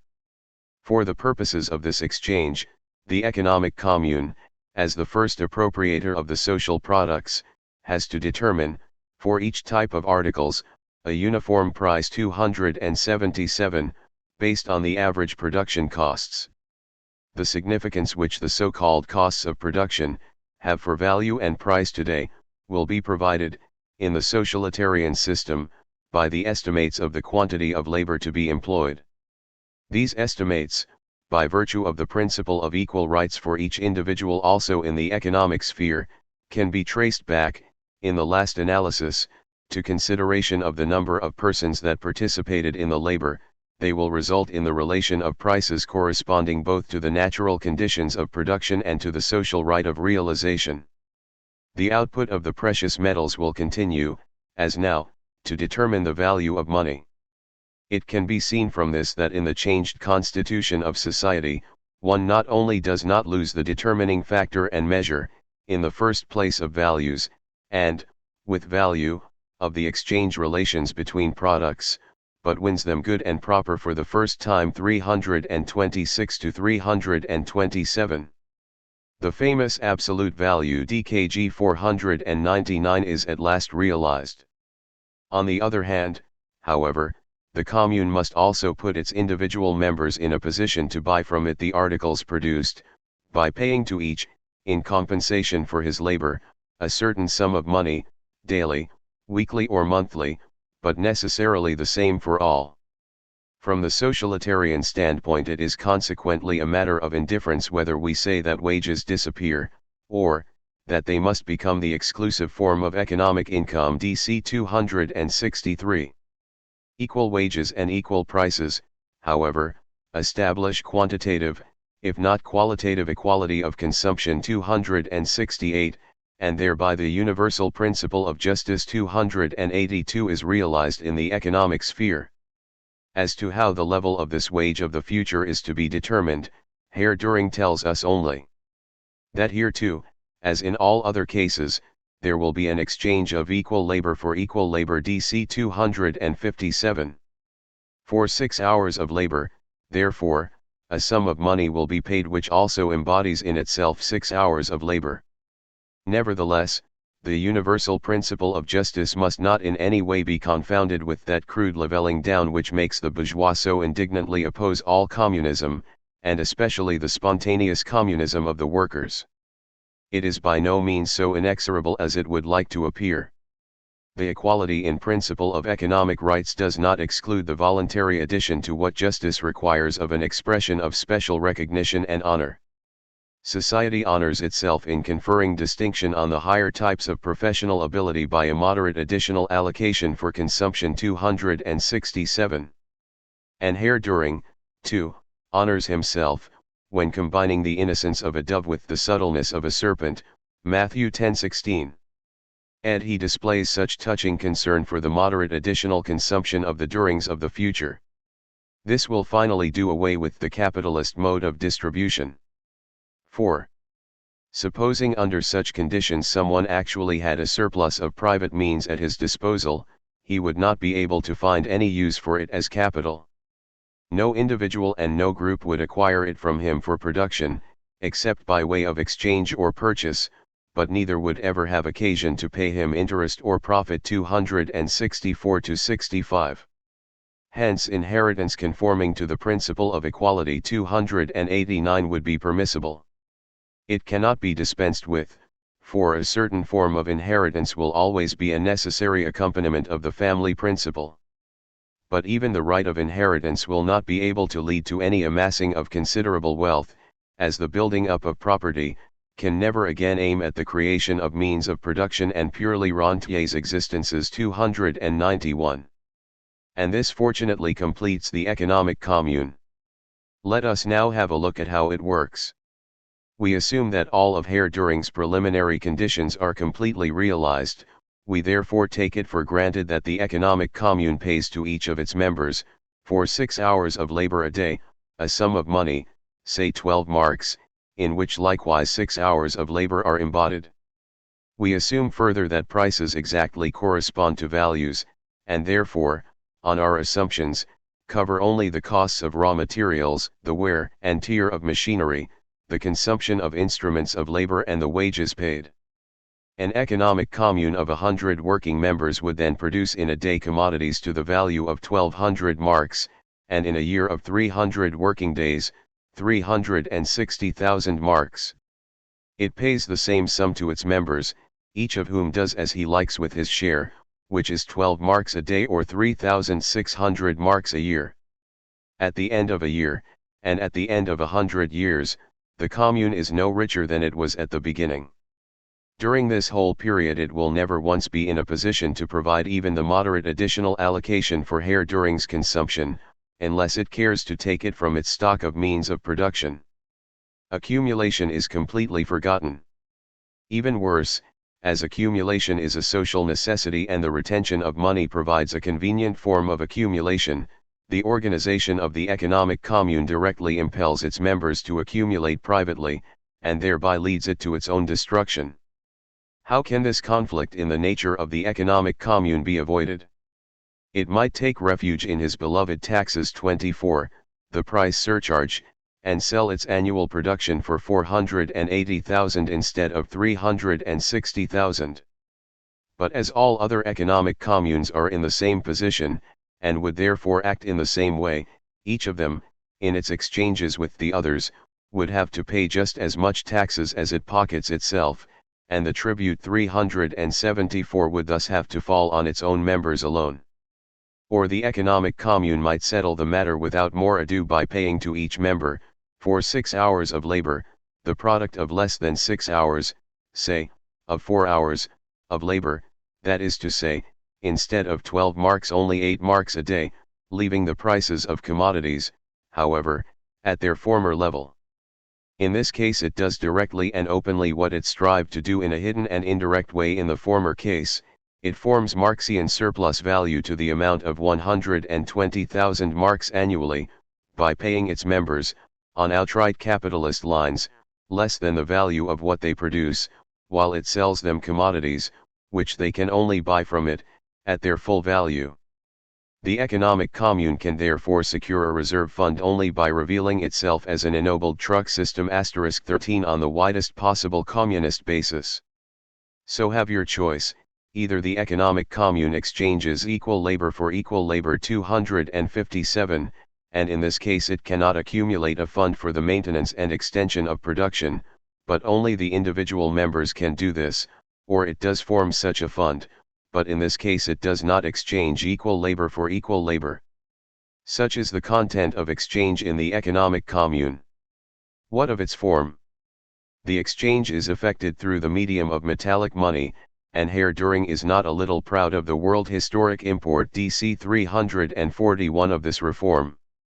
But in the trading between the commune and its members the money is not money at all, it does not function in any way as money.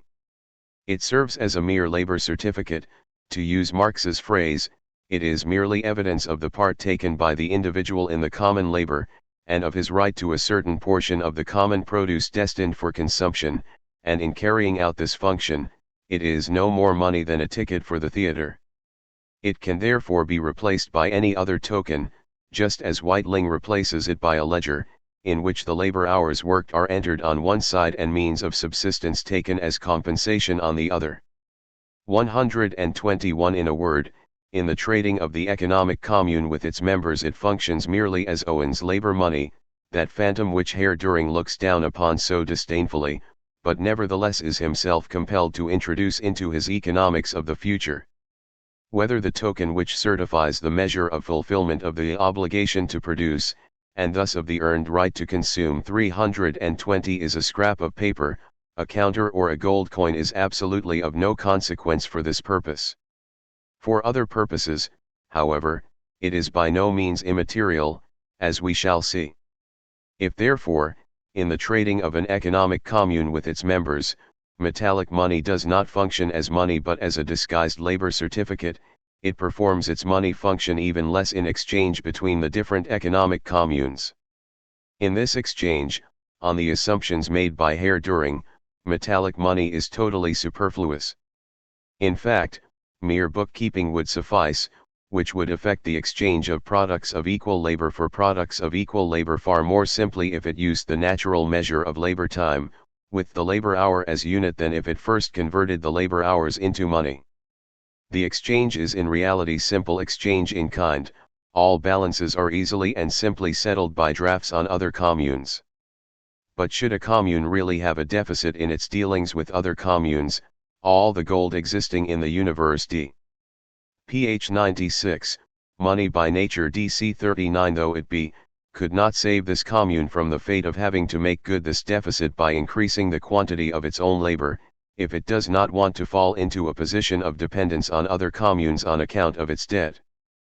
But let the reader always bear in mind that we are not ourselves constructing any edifice of the future, We are merely accepting Herr Duhring's assumptions and drawing the inevitable conclusions from them. Thus neither in exchange between the economic commune and its members nor in exchange between the different communes can gold, which is money by nature, get to realize this its nature. Nevertheless, Herr Duhring assigns to it the function of money even in the socialitarian system. Hence, we must see if there is any other field in which its money function can be exercised. And this field exists.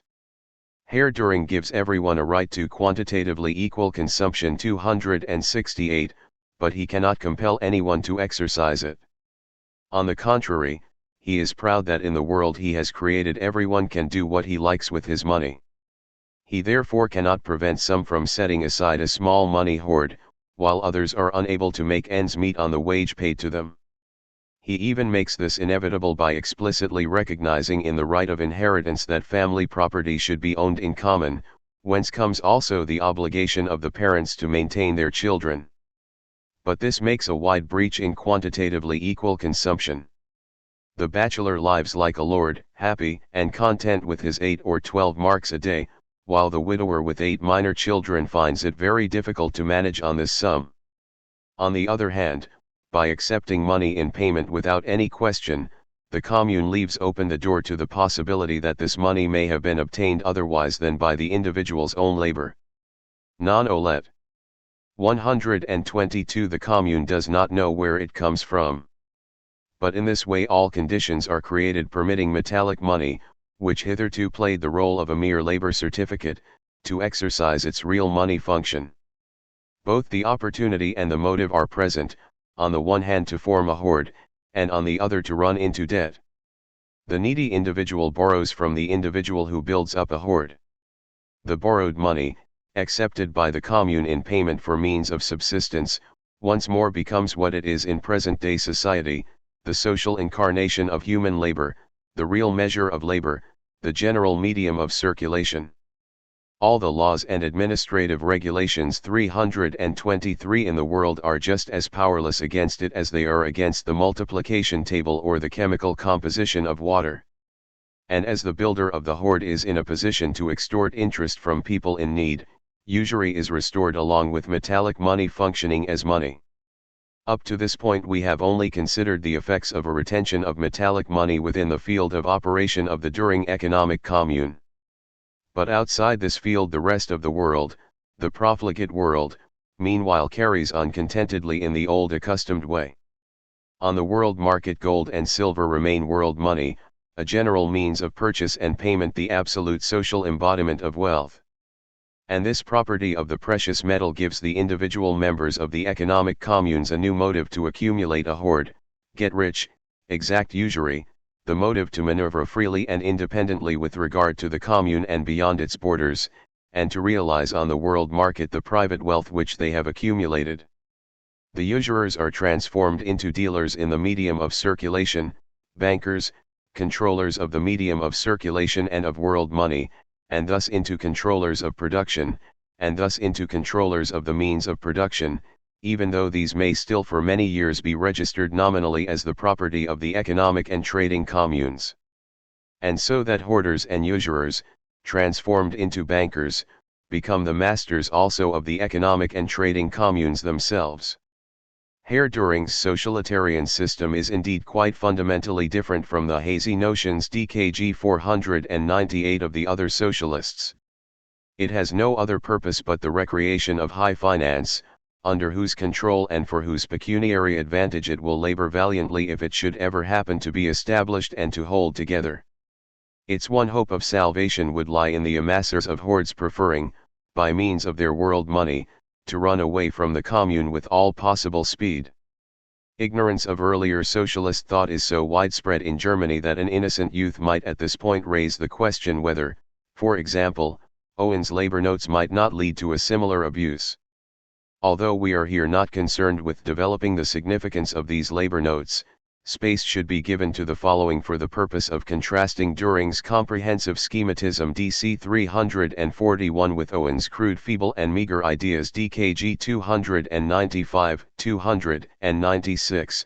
In the first place, Such a misuse of Owen's labor notes would require their conversion into real money, while Herr Duhring presupposes real money, though attempting to prohibit it from functioning otherwise than as mere labor certificate. While in Owen's scheme there would have to be a real abuse, in Duhring's scheme the immanent nature of money, which is independent of human volition, would assert itself. The specific, correct use of money would assert itself in spite of the misuse which Herr Duhring tries to impose on it owing to his own ignorance of the nature of money.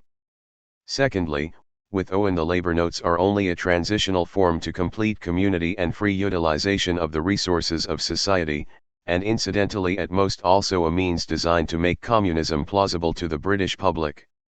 If therefore any form of misuse should compel Owen's society to do away with the labor notes, the society would take a step forward towards its goal, entering upon a more perfect stage of its development. But if the Duhringian economic commune abolishes money, it at one blow destroys its world historic import, it puts an end to its peculiar beauty, ceases to be the Duhring economic commune and sinks to the level of the befogged notions to lift it from which Herr Duhring has devoted so much of the hard labor of his rational fantasy. * 14. What, then, is the source of all the strange errors and entanglements amid which the Duhring economic commune meanders? Simply the fog which, in Herr Duhring's mind, envelopes the concepts of value and money, and finally drives him to attempt to discover the value of labor.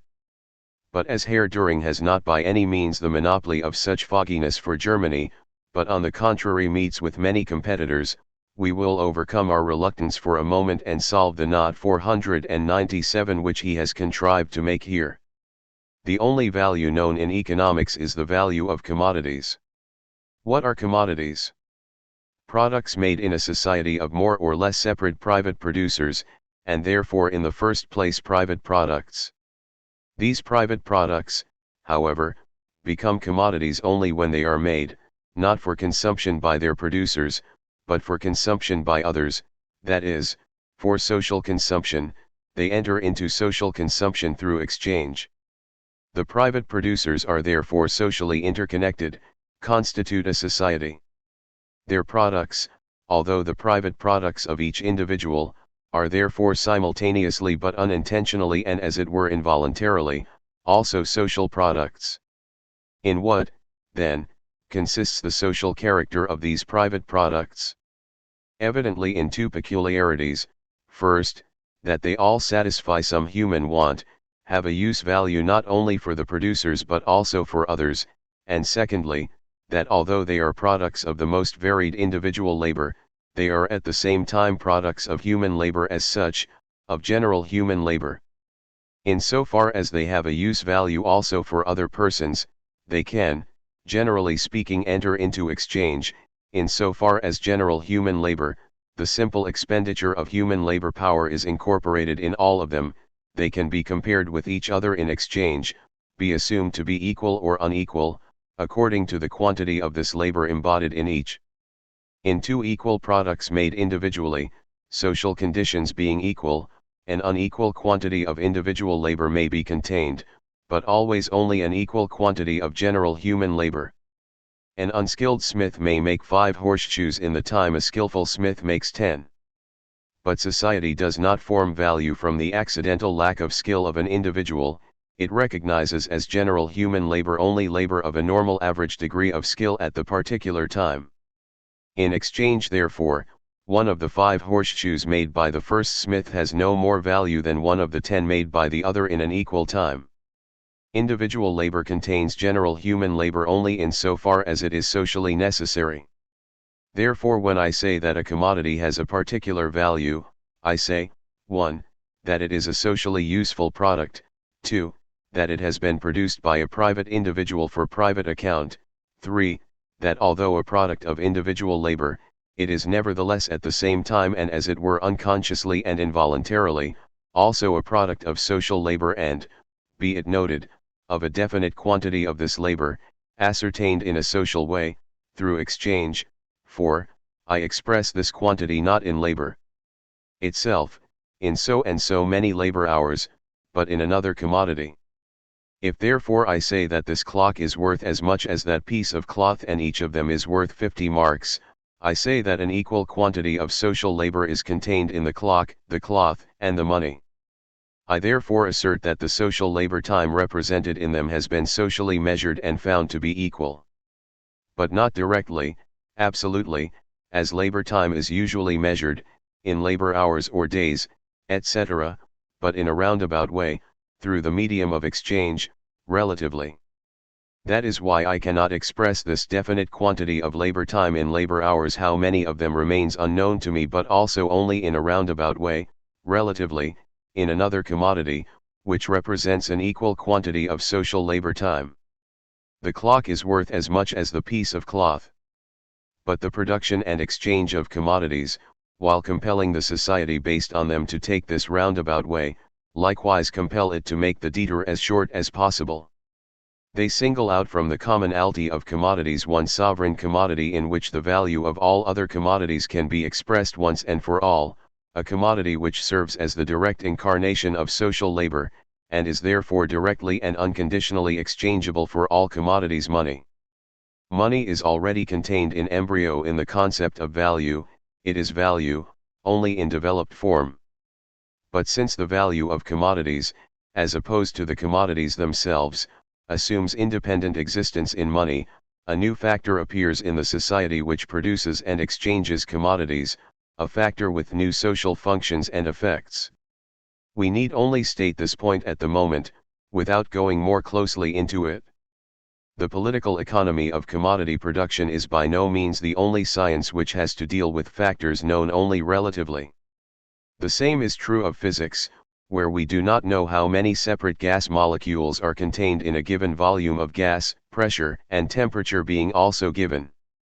But we know that, so far as Boyle's law is correct, such a given volume of any gas contains as many molecules as an equal volume of any other gas at the same pressure and temperature. We can therefore compare the molecular content of the most diverse volumes of the most diverse gases under the most diverse conditions of pressure and temperature, and if we take as the unit 1 liter of gas at 0 degrees Celsius and 760 millimeters pressure, we can measure the above molecular content by this unit. In chemistry, the absolute atomic weights of the various elements are also not known to us. But we know them relatively, inasmuch as we know their reciprocal relations. Hence, just as commodity production and its economics obtain a relative expression for the unknown quantities of labor contained in the various commodities, by comparing these commodities on the basis of their relative labor content, so chemistry obtains a relative expression for the magnitude of the atomic weights unknown to it by comparing the various elements on the basis of their atomic weights, expressing the atomic weight of one element in multiples or fractions of the other, sulfur, oxygen, hydrogen.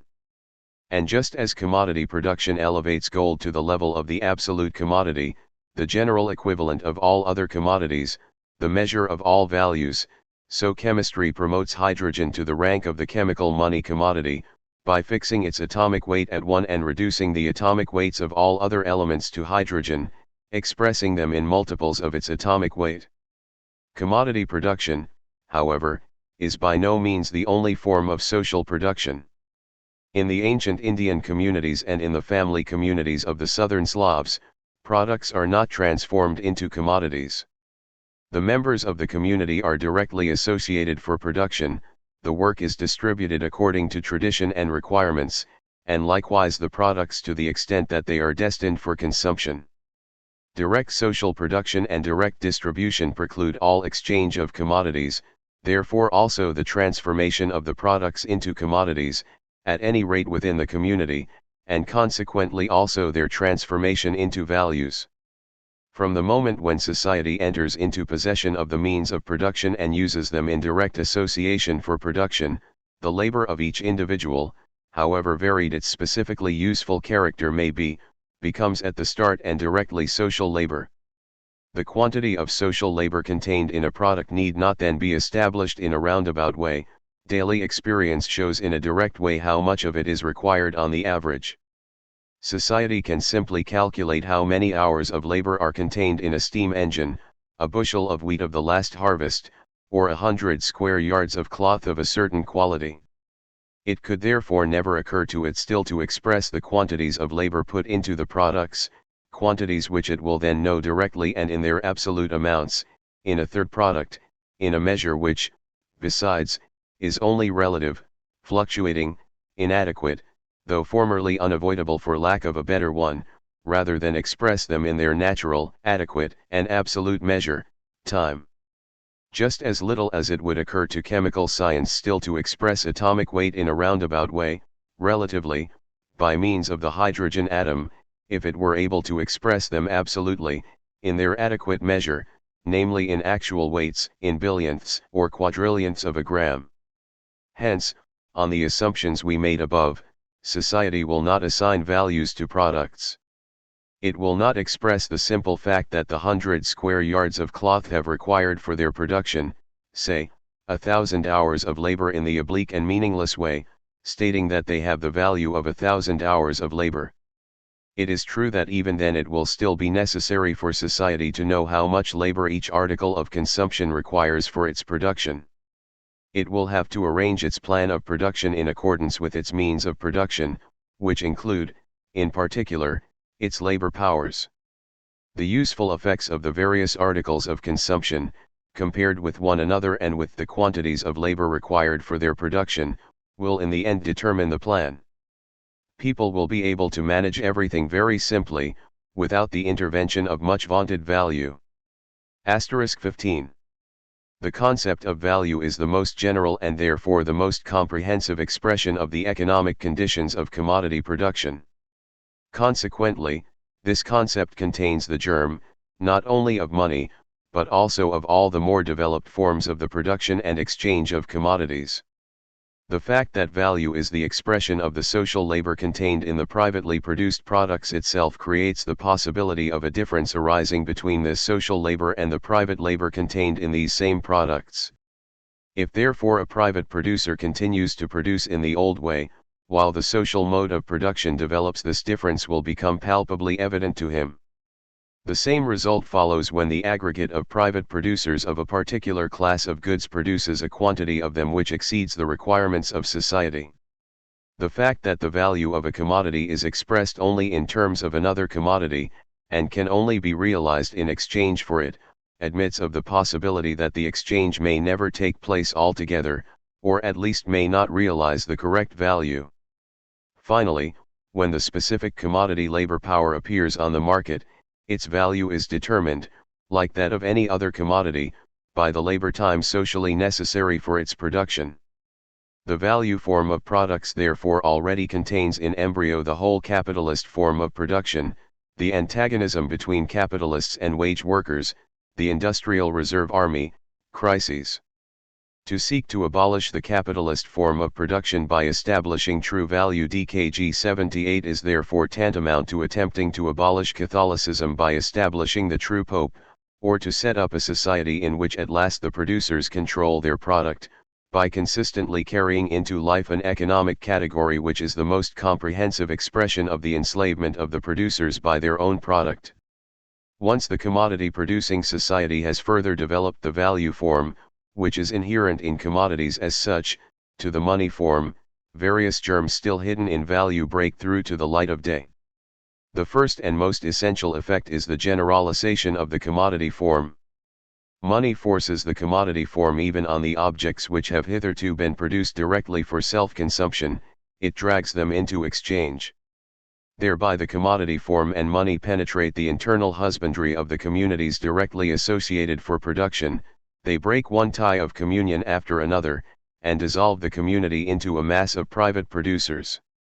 At first, as can be seen in India, money replaces joint tillage of the soil by individual tillage, at a later stage it puts an end to the common ownership of the tillage area, which still manifests itself in periodical redistribution, by a final division, for example in the village communities on the Mosul, and it is now beginning also in the Russian village communes. Finally, it forces the dividing up of whatever woodland and pasturage is still owned in common. Whatever other causes arising in the development of production are also operating here, money always remains the most powerful means through which their influence is exerted on the communities. And, despite all laws and administrative regulations DC 323, money would with the same natural necessity inevitably break up the Duhring economic commune, if it ever came into existence. We have already seen above, Political Economy, 6, that it is a contradiction in itself to speak of the value of labor. As under certain social relations labor produces not only products but also value, and this value is measured by labor, the latter can as little have a separate value as weight, as such, can have a separate weight, or heat, a separate temperature. But it is the characteristic peculiarity of all social confusion that ruminates on true value DKG 78 to imagine that in existing society the worker does not receive the full value of his labor, and that socialism is destined to remedy this. Hence it is necessary in the first place to discover what the value of labor is, and this is done by attempting to measure labor, not by its adequate measure, time, but by its product. The worker should receive the full proceeds of labor DC 324. 124 Not only the labor product, but labor itself should be directly exchangeable for products 1 hour's labor for the product of another hour's labor. This, however, gives rise at once to a very serious hitch. The whole product is distributed. The most important progressive function of society, accumulation, is taken from society and put into the hands, placed at the arbitrary discretion, of individuals. The individuals can do what they like with their proceeds, but society at best remains as rich or poor as it was.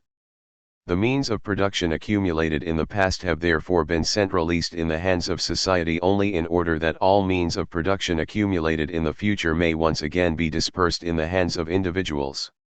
One knocks to pieces one's own premises, one has arrived at a pure absurdity. Fluid labor, active labor power, is to be exchanged for the product of labor. Then labor power is a commodity, just like the product for which it is to be exchanged. Then the value of this labor power is not in any sense determined by its product, but by the social labor embodied in it, according to the present law of wages. But it is precisely this which must not be, we are told. Fluid labor, labor power, should be exchangeable for its full product. That is to say, it should be exchangeable not for its value, but for its use value. The law of value is to apply to all other commodities, but must be repealed so far as labor power is concerned. Such is the self-destructive confusion that lies behind the value of labor. The exchange of labor for labor on the principle of equal valuation 256, in so far as it has any meaning, that is to say, the mutual exchangeability of products of equal social labor, hence the law of value, is the fundamental law of precisely commodity production, hence also of its highest form, capitalist production. It asserts itself in present-day society in the only way in which economic laws can assert themselves in a society of private producers, as a blindly operating law of nature inherent in things and relations, and independent of the will or actions of the producers. By elevating this law to the basic law of his economic commune and demanding that the commune should execute it in all consciousness, Herr Duhring converts the basic law of existing society into the basic law of his imaginary society. He wants existing society, but without its abuses. In this he occupies the same position as Proudhon. Like him, he wants to abolish the abuses which have arisen out of the development of commodity production into capitalist production, by giving effect against them to the basic law of commodity production, precisely the law to whose operation these abuses are due. Like him, he wants to abolish the real consequences of the law of value by means of fantastic ones. Our modern Don Quixote, seated on his noble Rocinante, the universal principle of justice DC 282, and followed by his valiant Sancho Panza, Abrahamence, sets out proudly on his knight-errantry to win Montbrun's helmet, the value of labor, but we fear greatly, he will bring home nothing but the old familiar barber's basin. V. State, Family, Education. With the two last chapters we have about exhausted the economic content of Herr Duhring's new socialitarian system d. ph 295. The only point we might add is that his universal range of historical survey DKG2 does not in the least prevent him from safeguarding his own special interests, even apart from the moderate surplus consumption referred to above. As the old division of labor continues to exist in the socialitarian system, the economic commune will have to reckon not only with architects and porters 500, but also with professional writers, and the question will then arise how authors' rights are to be dealt with. This question is one which occupies Herr Duhring's attention more than any other. Everywhere, for example, in connection with Louis Blanc and Proudhon DC 302, DKG 482-83, the reader stumbles across the question of authors' rights, until it is finally brought safely into the haven of sociality, after a circumstantial discussion occupying 9 full pages of the cursus, in the form of a mysterious remuneration of labor DC 307 whether with or without moderate surplus consumption, is not stated. A chapter on the position of fleas in the natural system of society would have been just as appropriate and in any case far less tedious. The Philosophy gives detailed prescriptions for the organization of the state of the future. Here Rousseau, although the sole important forerunner d. ph. 264 of Herr Duhring, nevertheless did not lay the foundations deep enough.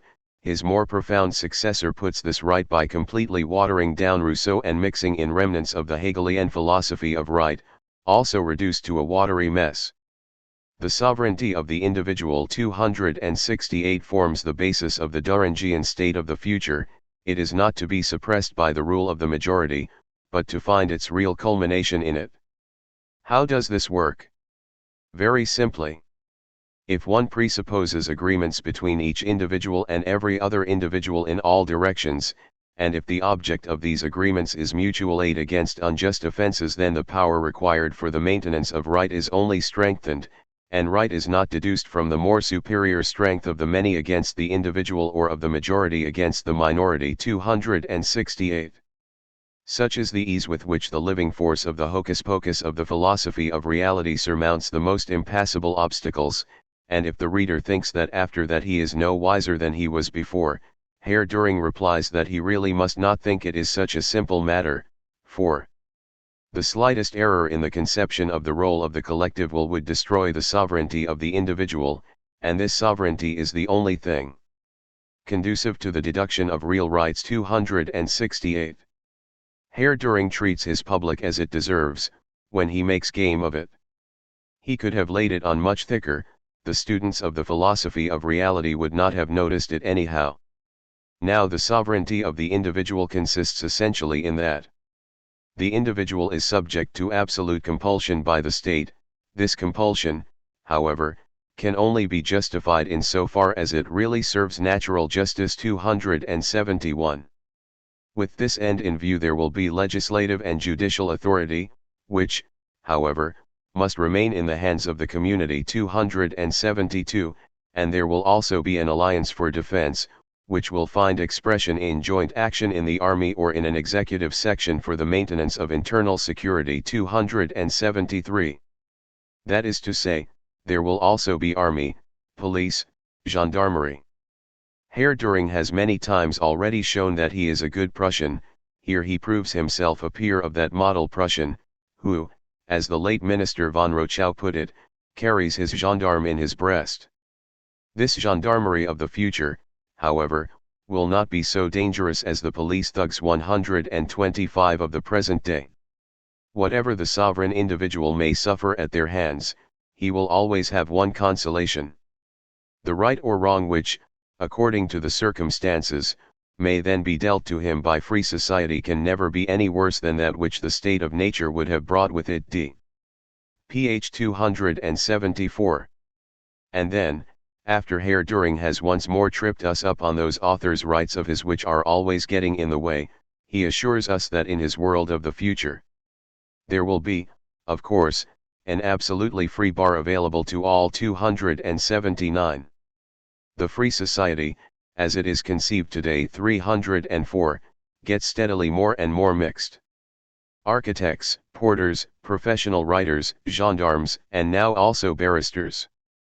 This world of sober and critical thought. DC 556-57 and the various heavenly kingdoms of the different religions, in which the believer always finds in transfigured form the things which have sweetened his earthly existence, are as like as two peas. And Herr Duhring is a citizen of the state where everyone can be happy in his own way. 126. What more do we want? But it does not matter what we want. What matters is what Herr Duhring wants. And he differs from Frederick too in this, that in the Duhringian future state certainly not everyone will be able to be happy in his own way. The constitution of this future state provides.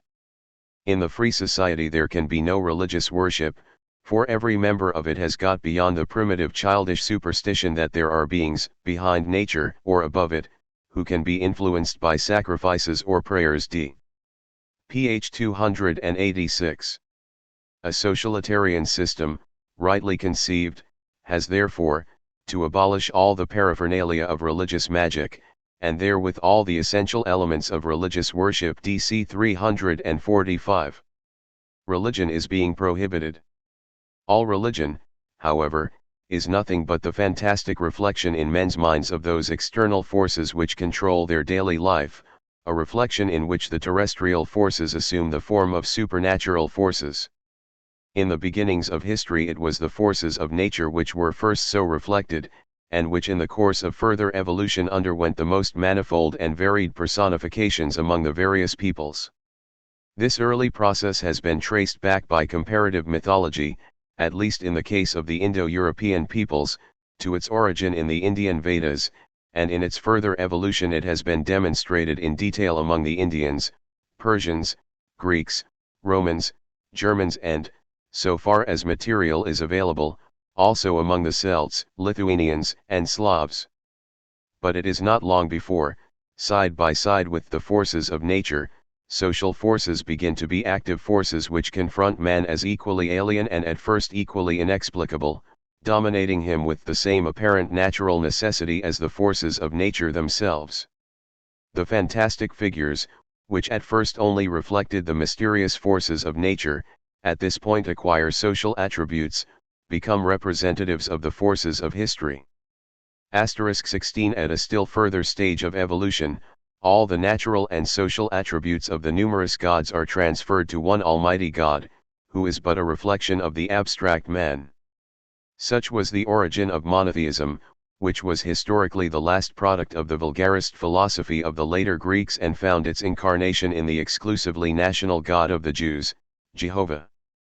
In this convenient, handy, and universally adaptable form, religion can continue to exist as the immediate, that is, the sentimental form of men's relation to the alien, natural, and social, forces which dominate them, so long as men remain under the control of these forces. However, we have seen repeatedly that in existing bourgeois society men are dominated by the economic conditions created by themselves, by the means of production which they themselves have produced, as if by an alien force. The actual basis of the religious reflective activity therefore continues to exist, and with it the religious reflection itself. And although bourgeois political economy has given a certain insight into the causal connection of this alien domination, this makes no essential difference. Bourgeois economics can neither prevent crises in general, nor protect the individual capitalists from losses, bad debts, and bankruptcy, nor secure the individual workers against unemployment and destitution. It is still true that man proposes and God, that is, the alien domination of the capitalist mode of production, disposes. Mere knowledge, even if it went much further and deeper than that of bourgeois economic science, is not enough to bring social forces under the domination of society. What is above all necessary for this, is a social act. And when this act has been accomplished, when society, by taking possession of all means of production and using them on a planned basis, has freed itself and all its members from the bondage in which they are now held by these means of production which they themselves have produced but which confront them as an irresistible alien force, when therefore man no longer merely proposes, but also disposes, only then will the last alien force which is still reflected in religion vanish, and with it will also vanish the religious reflection itself, for the simple reason that then there will be nothing left to reflect. Herr Duhring, however, cannot wait until religion dies. This, its natural, Death. He proceeds in more deep-rooted fashion. He out-Bismarcks Bismarck, he decrees sharper May laws 127 not merely against Catholicism, but against all religion whatsoever. He incites his gendarmes of the future against religion, and thereby helps it to martyrdom and a prolonged lease of life. Wherever we turn, we find specifically Prussian socialism. After Herr Duhring has thus happily destroyed religion, man, made to rely solely on himself and nature, and matured in the knowledge of his collective powers, can intrepidly enter on all the roads which the course of events and his own being open to him. Ph 407. Let us now consider for a change what course of events the man made to rely on himself can intrepidly enter on, led by Herr Duhring. The first course of events whereby man is made to rely on himself is, being born. Then, for the period of natural minority, he remains committed to the natural tutor of children, his mother. This period may last, as in ancient Roman law, until puberty, that is to say, until about the 14th year. Only when badly brought up older boys do not pay proper respect to their mother's authority will recourse be had to paternal assistance, and particularly to the public educational regulations to remedy this. At puberty the child becomes subject to the natural guardianship of his father, if there is such a one of real and uncontested paternity. 293, 294, otherwise the community appoints a guardian. Just as Herr Duhring at an earlier point imagined that the capitalist mode of production could be replaced by the social without transforming production itself, so now he fancies that the modern bourgeois family can be torn from its whole economic foundations without changing its entire form. To him, this form is so immutable that he even makes ancient Roman law 293, though in a somewhat ennobled form, govern the family for all time, and he can conceive a family only as a bequeathing DC 291, which means a possessing unit. Here the utopians are far in advance of Herr Duhring. They considered that the socialization of youth education and, with this, real freedom in the mutual relations between members of a family, would directly follow from the free association of men and the transformation of private domestic work into a public industry.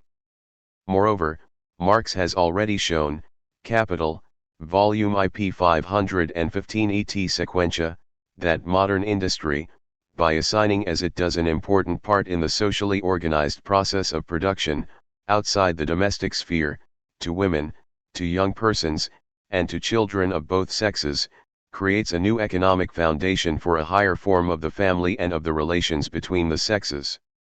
Every dreamer of social reforms, says Herr Duhring, naturally has ready a pedagogy corresponding to his new social life. DKG 295.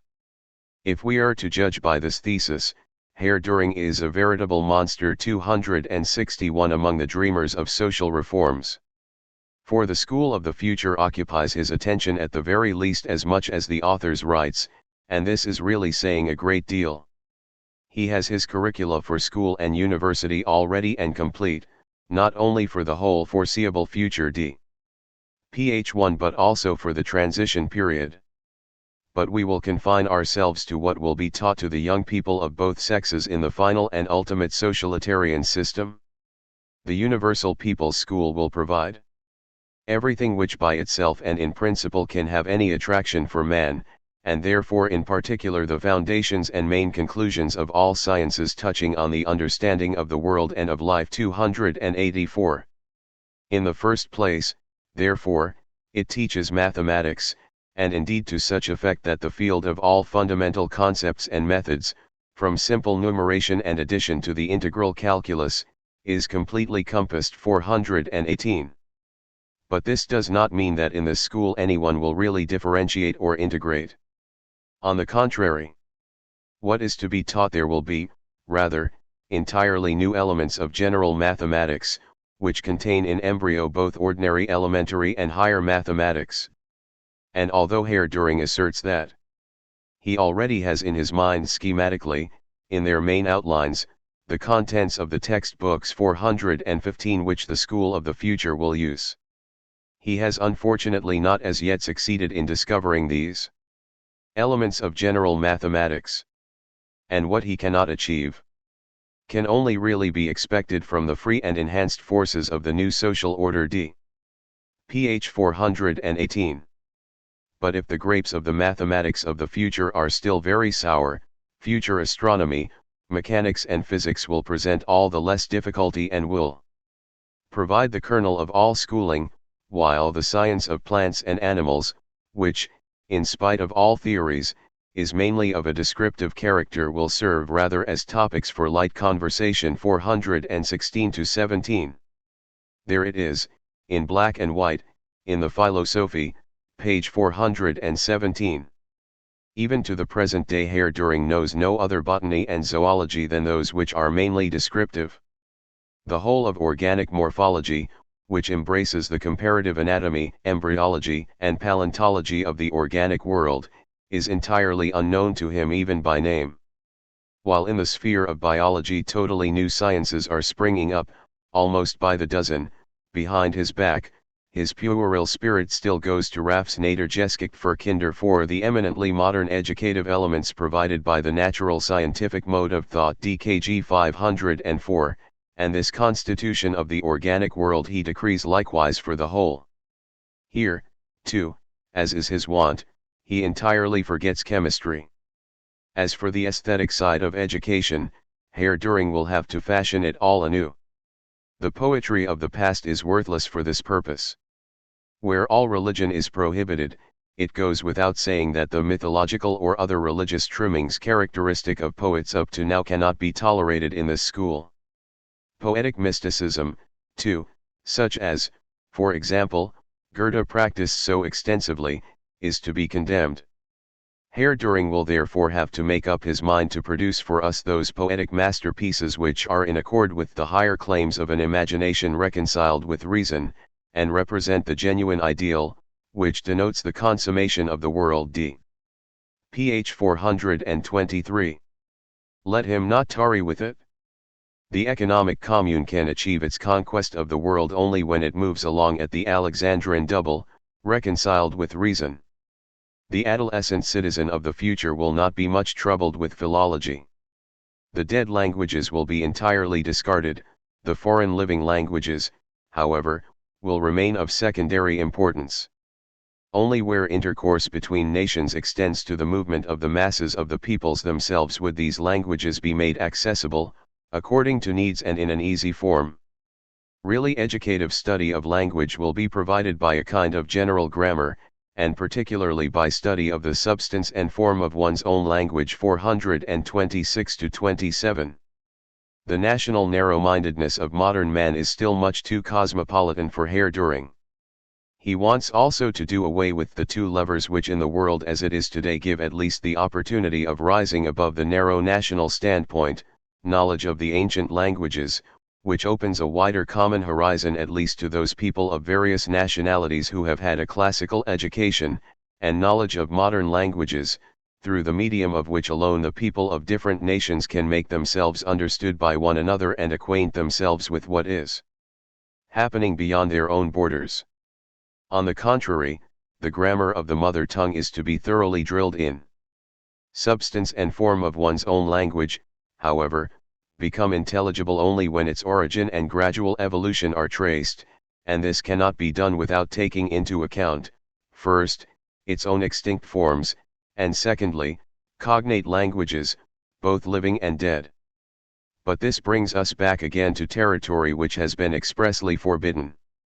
If Herr Duhring strikes out of his curriculum all modern historical grammar, there is nothing left for his language studies but the old-fashioned technical grammar, cut to the old classical philological pattern, with all its casuistry and arbitrariness, based on the lack of any historical basis. His hatred of the old philology makes him elevate the very worst product of the old philology to the central point of the really educative study of language. 427. It is clear that we have before us a linguist who has never heard a word of the tremendous and successful development of the historical science of language which took place during the last 60 years, and who therefore seeks the eminently modern educative elements DKG 504 of linguistics, not in Bopp, Grimm, and Diaz, but in Heise and Becker of blessed memory. But all this would still fall far short of making the young citizen of the future rely on himself. To achieve this, it is necessary here again to lay a deeper foundation, by means of the assimilation of the latest philosophical principles.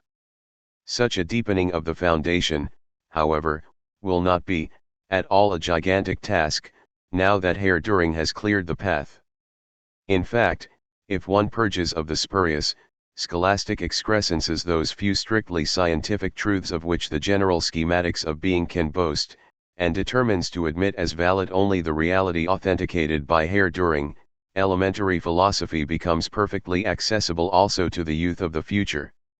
Recall to your mind the extremely simple methods by which we helped forward the concepts of infinity and their critique to a hitherto unknown import, and then you will not be able to see at all why the elements of the universal conception of space and time, which have been given such simple form by the deepening and sharpening now effected, should not eventually pass into the ranks of the elementary studies.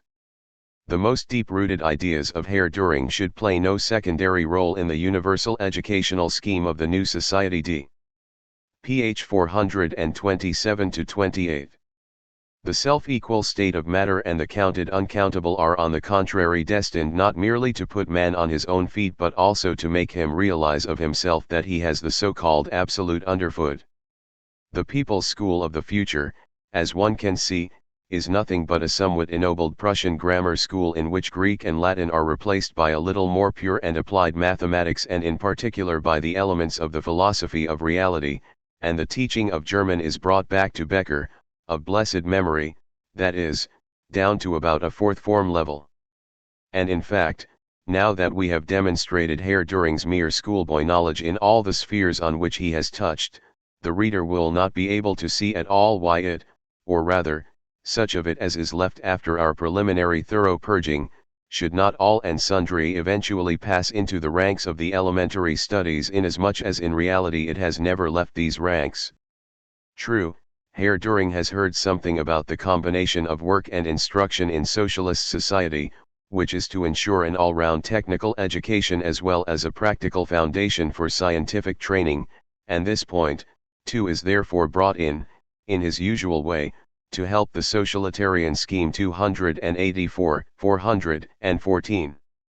But because, as we have seen, the old division of labor, in its essentials, is to remain undisturbed in the Duhringian production of the future, this technical training at school is deprived of any practical application later on, or any significance for production itself.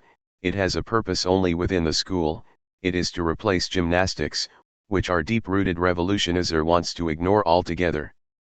He can therefore offer us only a few phrases, as for example, young and old will work, in the serious sense of the word DC 328.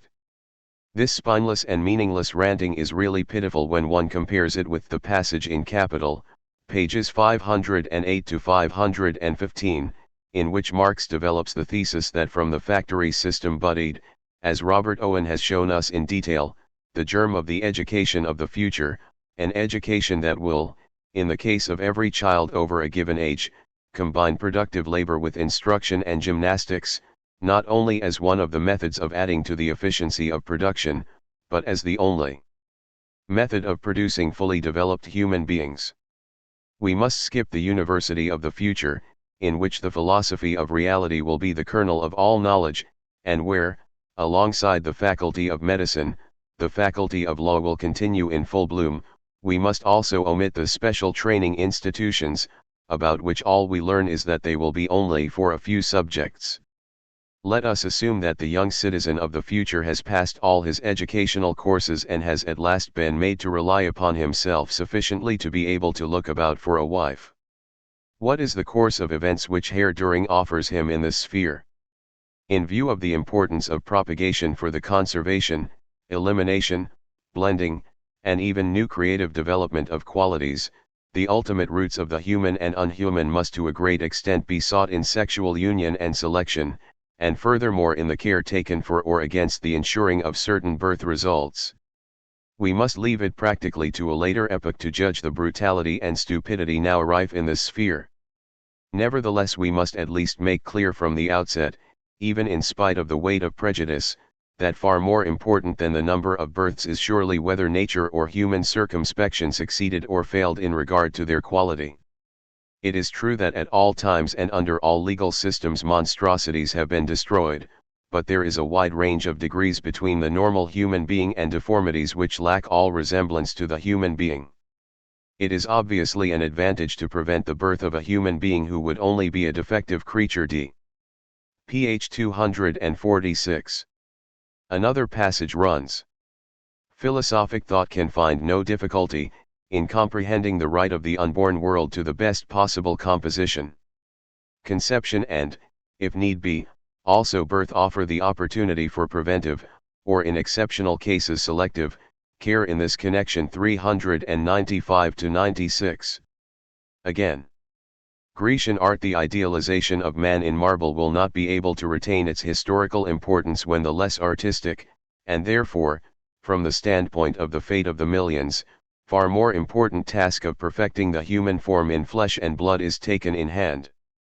This form of art does not merely deal with stone, and its aesthetics is not concerned with the contemplation of dead forms. 256 and so on.